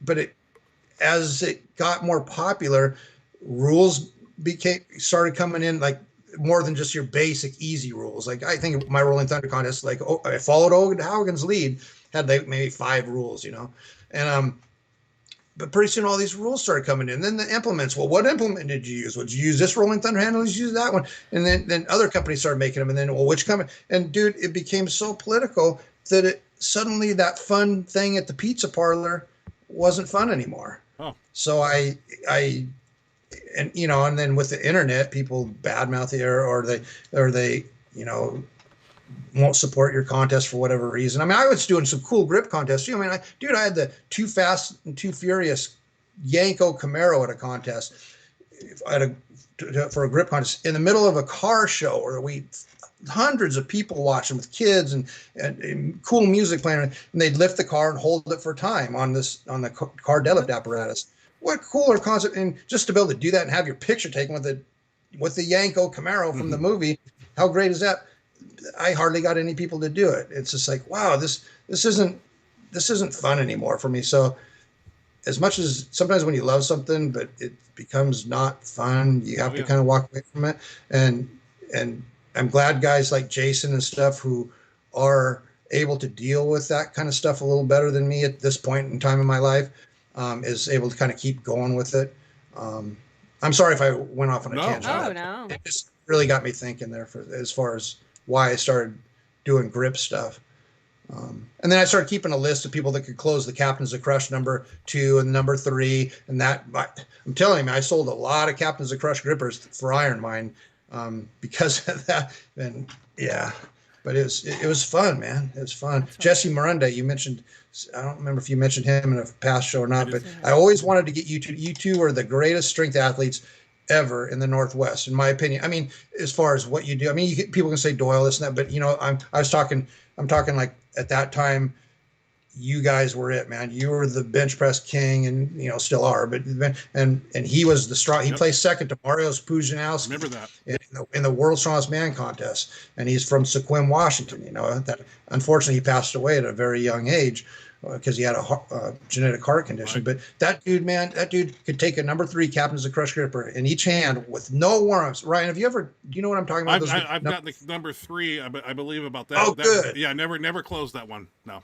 Oh, check this out, man. And I heard these rumors that Jesse could close one in each hand at the same time. He was the first teenager ever to close a #3 gripper. Jesse was. And I went up to him at a local strongman show that he wasn't competing at. He was out walking his dog. I said, "Hey, Jesse, there's these," and I brought my #3s. He always had his with him. It was always like in his pocket, like a gun belt, and he'd whip it out and whip it around and get, you know, close. And I said, Jesse, so I brought mine so we'd have two. I said, I always hear these rumors that you could close the #3 in each hand, you know, and I can, if I said, I brought mine, you have yours, will you do that? And if you do, can I take a picture? And he's like, if I can, of course I can. I said, well, I don't have anything for you to warm up on. He goes, I don't need a warm. He grabbed my #3, his, boom, slams them shut, held them closed while I took the picture. I still got the picture. Dude, a #3 in each hand at the same time with no warm up. Oh my God, that guy. The two of you, I remember when you did that thing, that kind of guest thing at Sports Nutrition Center many years ago. What did they do as far as a lift? No lifting. You was before an exhibition lift. It might have been before the Jay Cutler one or whatever. But we went out to Tigard area, and you were at a nutrition store. Lou and Levy, yeah.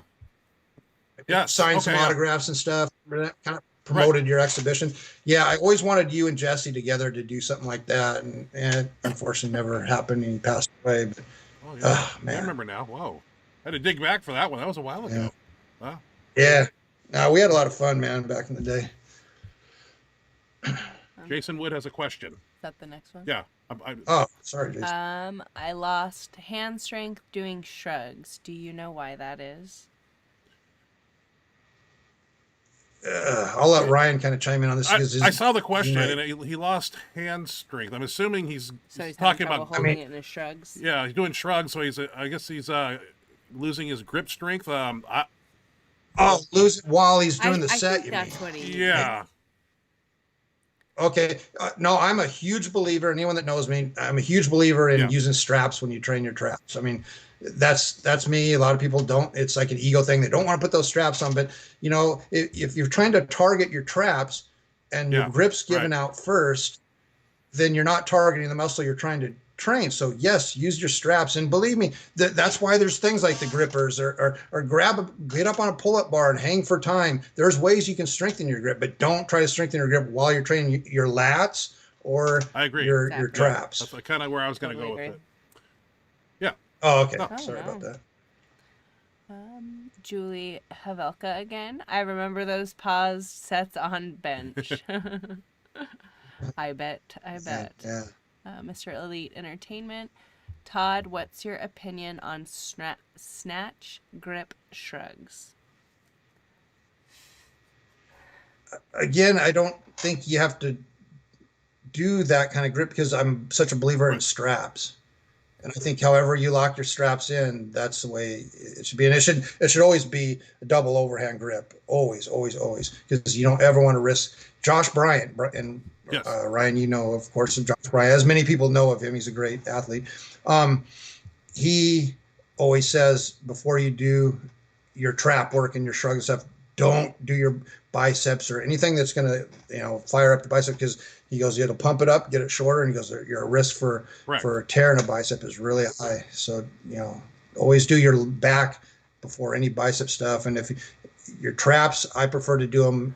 Well, I do them on a day on their own with Nick, but I don't think it's a good idea to do heavy shrugs on a day that with your back day, because you've done a lot of back work, and even with straps, you've pumped up the biceps pretty good. If you're going to go heavy on your shrugs, I'm not talking about ladder shrug, but heavy barbell shrug, I think there's a good risk you could tear a bicep. So, Cody Plum. Todd, how often do you have powerlifting meets down there in Oregon? Our options up here in Washington are very limited. We're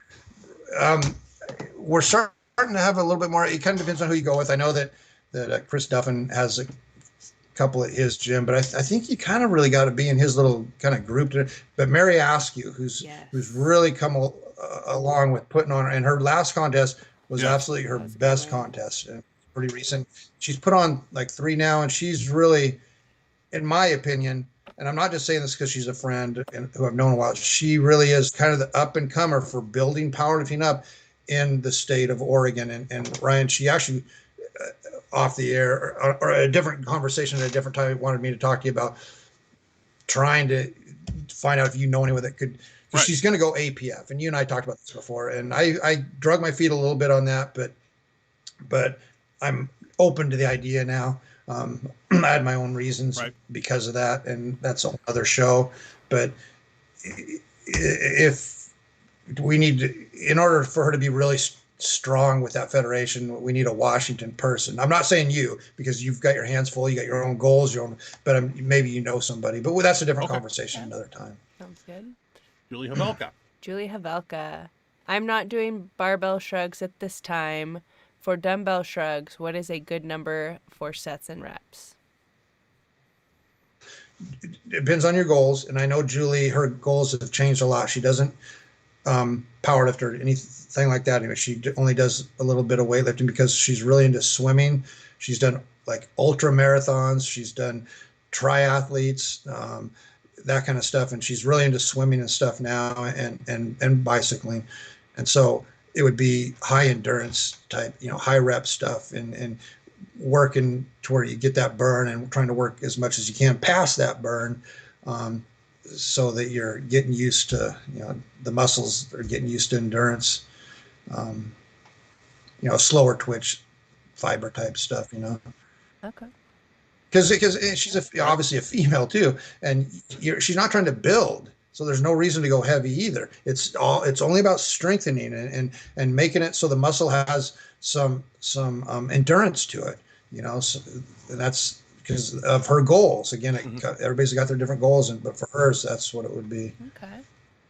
High reps. 1 rep max. Time under tension. I'm under tension. 1 rep max.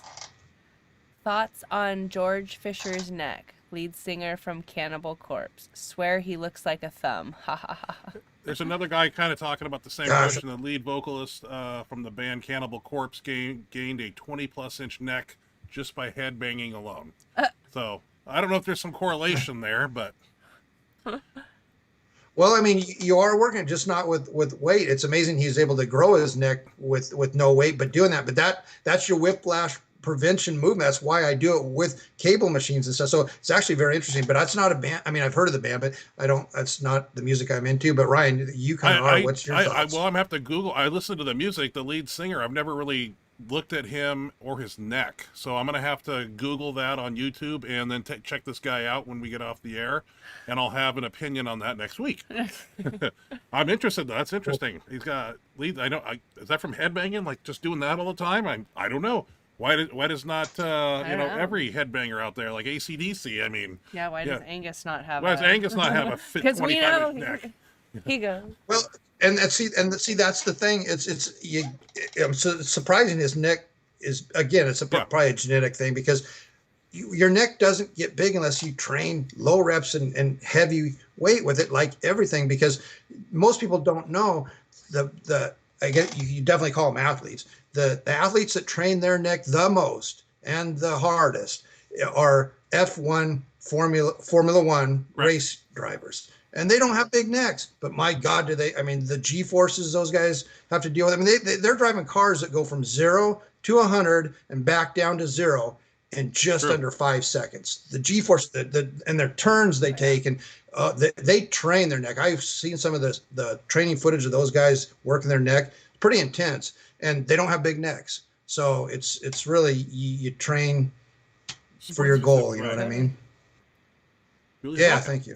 Julia Havelka again. I remember I missed 300, my first attempt at that meet, refocused with my headphones on, came back and got it. It was tough, all mental to come back and get that. You know, and that's so true. I remember that. God, I wanted it as much, if not more than her. I wanted her to become the first woman in the Northwest to bench 300. And when she missed it, that we were so ready, so prime, and she missed it. And I'm like, oh my God, you know, it was like this disappointment, like I missed it myself, you know. But I just want to say, and then she came back and got it, and it was just this amazing moment. But I just want to say, when I first saw Julie in the gym, I didn't look at her and go, oh, she's got a physique that'd be good at power. She got this. Dude, she had it up here, man, and I knew that if I could meet her and get her to start doing a little powerlifting, because she was kind of built, you know, for squats because of her genetic heritage. I could tell she'd be a good squatter, but she squatted with, you know, the plates under the heels and the whole bit at that time, so a lot had to be changed. But it was the mental attitude she walked around the gym with, not ego at all. Believe me, she was very introverted, but it was just, you could tell that she was in an intense, focused person, and that's what I love to see more than anything. I could look at someone with a decent physique and think, wow, they might have some potential in this or that, but if they're goofing around the gym and wearing a half shirt like Ashley, or wanting you to throw them up in there like babies and stuff, every gym's different. That's not it. But when they've got that mental thing, man, you know you can work with that. Yeah. Can do a lot with that. Absolutely. Yeah, I do a lot with it. Yeah. Cody Plum, would be nice to have APF in the area. I'm looking to do an APF meet next June in Billings. Cody Plum's from Spokane, so yeah, APF would be nice to have a meet out here. Yeah. Absolutely. There's your Washington. Well, that's interesting. I'll relay that to Mary. Let her know that there's definitely the interest, and maybe she's watching the show. I don't know, or she'll watch on the replay. I think it's so she works. But yeah, I'll tell her that it was brought up and that there is definitely interest in Washington. And I want to say Britt Micasell was an APF chairman out here at one time. Dude, man, when I became this APF state chairman, the years that I did it, it was the strongest the APF has ever been here. We had. But I can't take credit for that because it was kind of built in. We had the Michael and Linda Higgins out of Idaho running APF meets, which is where Julie did her bench, and we had where Jim Veronic that meet every year. They still to this day put the Snake River championships on. But anyway, then we had Brent Meichel, APF state chairman, and out of Washington. We had me in Oregon. Dude, the APF was strong. Yes. Oh man, I loved it, and it gave people an option they could squat, because at that time it was really only that and Gus's federation, because Gus was running APF stuff, right? Matter of fact, he was running USPF / APF stuff, but then he got and this is like 1994 and he got in trouble from like Ernie France Ernie France APF. He got in Amy was kind of giving him a hard time about running dual sanctions and and that kind of stuff. So he's like, you know, as much card money as I brought you guys and all this, he goes, screw all you guys. He goes, he goes, squats don't make me any money anyway. He goes, and that's when he started Wabdo, is when, you know, when they kind of got shunned by the APF and pissed off because of the thousands and thousands of dollars in card money he brought to that federation. And so it worked out for really everybody. I mean, Gus went on to create Wabdo, and APF is still going. So, unfortunately not here in the Northwest anymore, though. T. Pressifer. I actually ordered it from Nutrition Discounters in 1997. It's a light brown beige type leather with yellow padding that is now all black and disgusting. 20 years of sweat. Ha ha. Talking about the neck harness. The neck harness that he. Yep. Yes. Yep. I got. Oh, good job, brother. That means you've been using it, and that makes me happy. I love hearing that stuff. I get in arguments with personal trainers quite, not at the gym I train at now, but before, at the corporate gym I trained at. Oh, why do you work your personal trainers? They clout themselves as being great. Well, why, you better be careful working your neck. You could get hurt doing that. I'm like, yeah, that's why you learn to do something properly. I said, dude, if you don't, this is multiple trainers. I have this conversation, dude. If you don't know how to train a client on how to properly work their neck, then you might want to question your ability as a personal trainer, because you're training them to work their back. You work their core to protect their back, but you're not going to work your neck to protect your brain.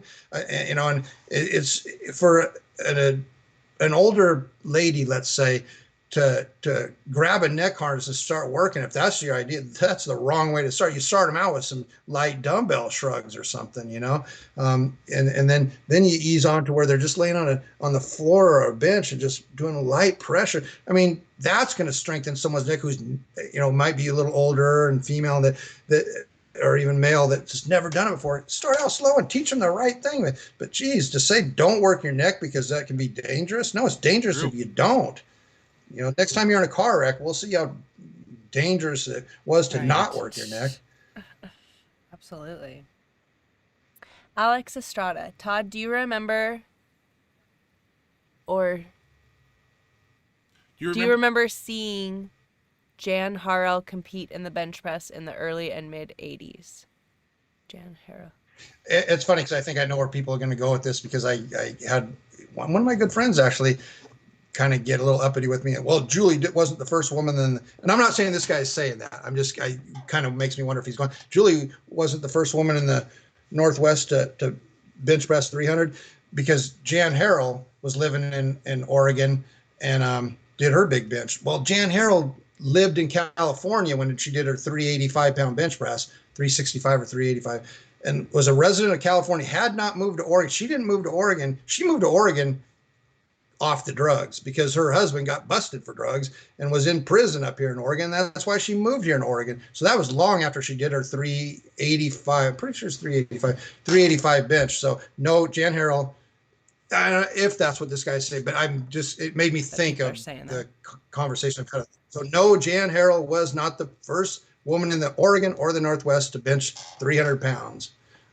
She did it in California as a resident in California. But you clearly know exactly who she is and have seen her. Oh, no, and she was great. We all sat around after a Gus meet one time, and with her, Jeff Magruder, I don't know if, Craig Tokarski was there. It was in Spokane, it was in Spokane, I believe. We all sat around and had pizza or burgers and talked lifting. It was awesome. But no, great gal. Just, I always get a little wound up when I hear, because it reminds me of the conversations I've had with my friends thinking Jan Harrell was the first. I'm like, God damn, I know my my Oregon history. Don't question me on it. Love you guys. Thanks for asking the question, though. She sounds like an impressive lifter, too, though. 385 is crazy, too. Oh, yeah. Definitely was. I think anything over, 300. That's crazy. God. No, at that time, I don't even know if Tamara Grimwood, who was the first woman to bench press 400 pounds, I don't even know if she'd done her 400 pound yet when Jan Harrell did her 385. So Jan Harrell might have had the biggest, heaviest bench press of any woman in the world at that point. But I know it would have been sooner, around that same time as when Tamara Grimwood did her 400. Hey Todd, can you tell us your favorite foods for putting on serious size? Man, I don't know if you want to do it the way I did. It was just that's the thing. Lifters today, all you guys, I I don't ever want to hear anyone complain about, oh man, it's hard to drink those protein shakes. Nowadays the lifters have it so easy, man. I mean, I remember the horrible protein shakes that we used to have to make and just sit and drink like eggs and just the protein powder wasn't near what it is to these days, and so we dumped that stuff in it. And literally, here's going back to the mindset. I would have this blender of freaking horrible powdered protein filled with even some ice cream to make it so it's more caloric, high. And I'd sit there, I'd have to close my eyes, visualize my goals, visualize it. And then I'd plug my nose so I wouldn't have to taste this horrible stuff and just start drinking it down. And I remember, in my early years in the 80s, living at home, I wouldn't go to bed till I had that like gallon of milk along with all my meals and everything. Every meal I was drinking a quart of milk, and I was eating a lot of meals. So, but I wouldn't go to bed till I'd gotten that last either horrible protein shake down or that last quart of milk. And I remember, I'll tell two stories here. One, I remember my dad coming in the kitchen and seeing me looking just miserable, and he's just trying to get that last bit of milk. He got mad. God damn it, you're drinking all the milk around the house, and you're not even. I remember you're not even enjoying it. You're just ridiculous. And then stormed the kitchen. But the other thing is too, kind of a funny story. Going back to high school, when I started trying to want to gain weight, and it got up to 175. We'd drink a quart of milk then too. So we'd have our lunch, and then we'd go in at school at that time. I don't know what it's like now. It had the little cartons of milk. So I'd have those, and I think 4 of them or something would equal a quart. So drink those down. Well, then after lunch, I'd have to go to class. Well, by God, the same time at the same class, which is the one after lunch, like clockwork, I'd have to go pee. And so I'd get up and go pee. And finally one day the teacher's like, I know what you're doing in that bathroom. You're dealing drugs. You're sitting there and you're not leaving this seat. And I'm like, what the hell? I said, I seriously have to pee. And he wouldn't let me go. I pissed my pants. But yeah, weird. That wasn't good. Yeah, Jeez. He just flipped out on me. This is in 1982, so things were a little different then, I guess. You wouldn't do that to your students, would you, Ashley? No. I hope not. Mine are elementary, so I hope that we don't have to worry about that. Yeah.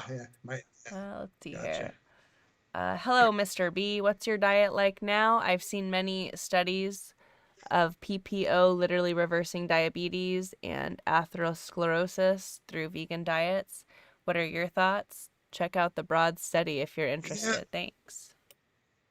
I mean, yeah, I'm always interested in reasons. I honestly, I'd have a hard time going vegan. I mean, my meat intake has been. I mean, I do a lot of chicken and stuff, and I do red meat once a week, and it's always after, and that's all. And it's always after my Saturday is my big heavy workout for me, and so it's always that workout because I feel like it helps me with recovery and all that.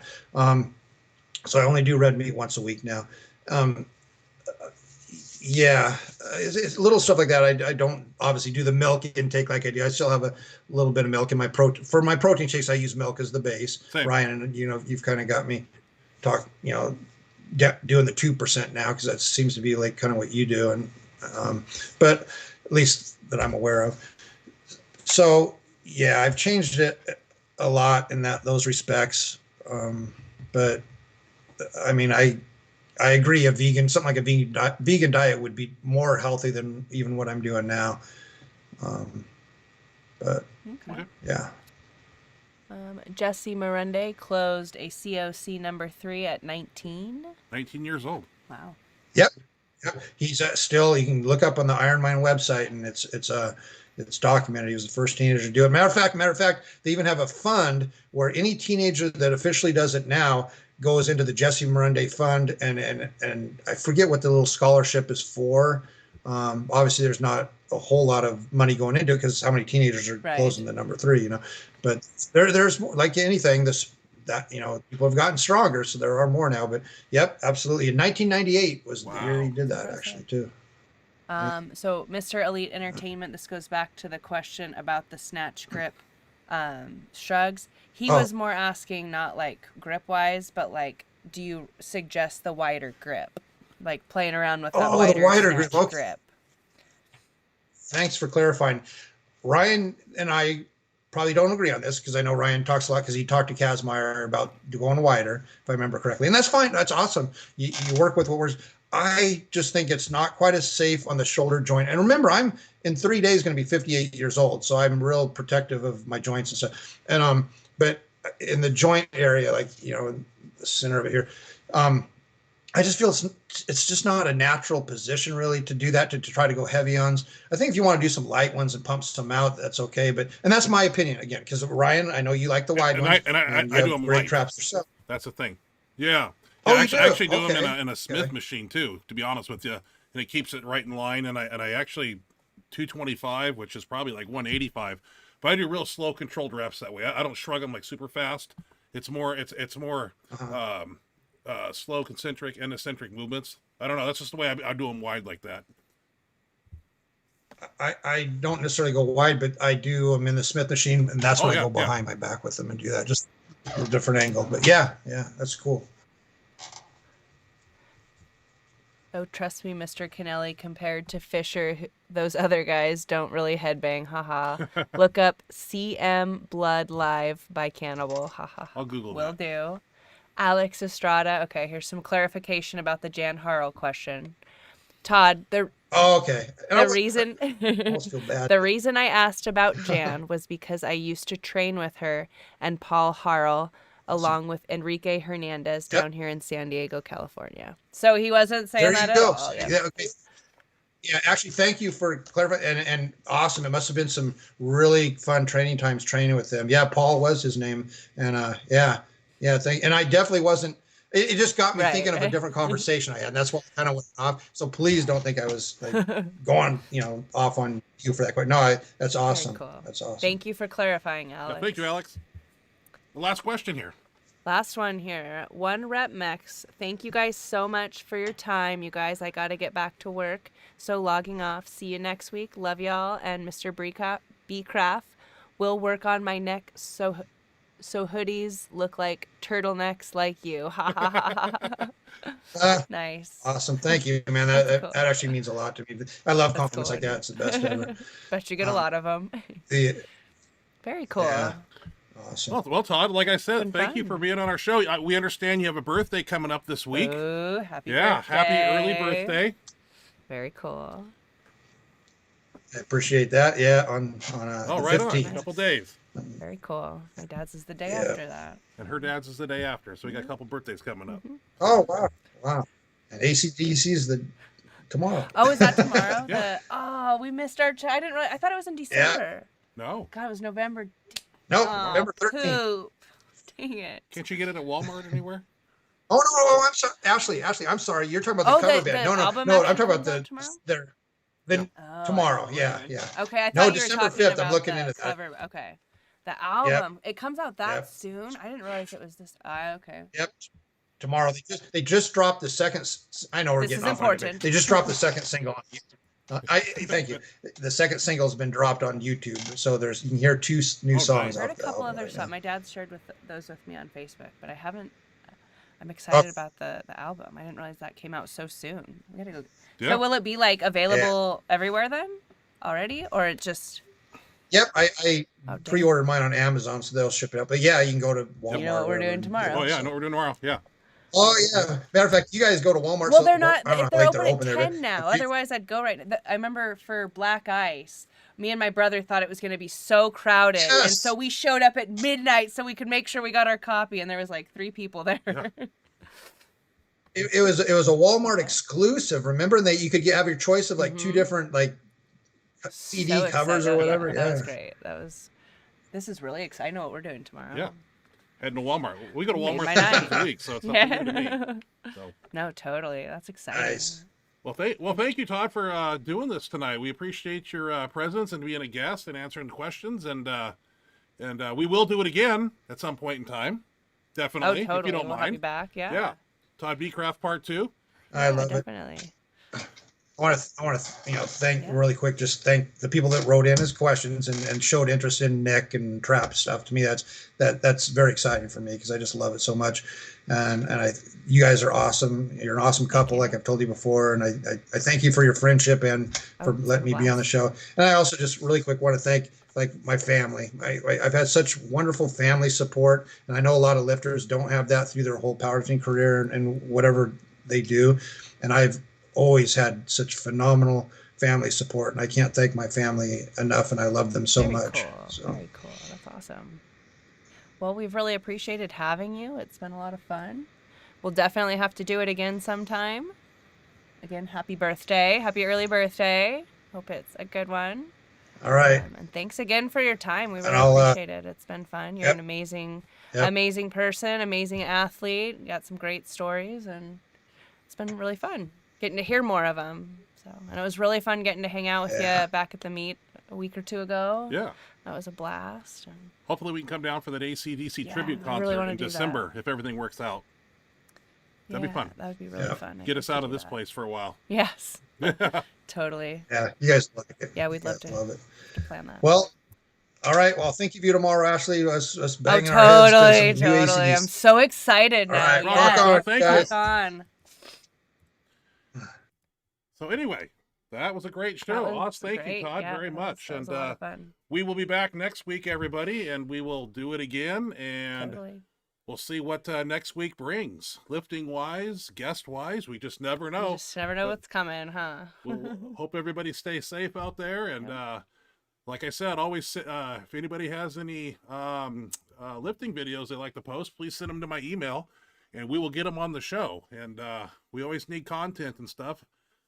Thank you, Randy and Bruce, and everybody that sent me videos. And I just look forward to perusing my emails and finding lifting videos in there and putting them on the show, man, and talking about them. That's what it's about, man. Very cool. That being said, everybody, we thank you for joining us, and God bless. We'll do it again next week. Bye, everybody. Thanks for joining us. Good night. Have a great week.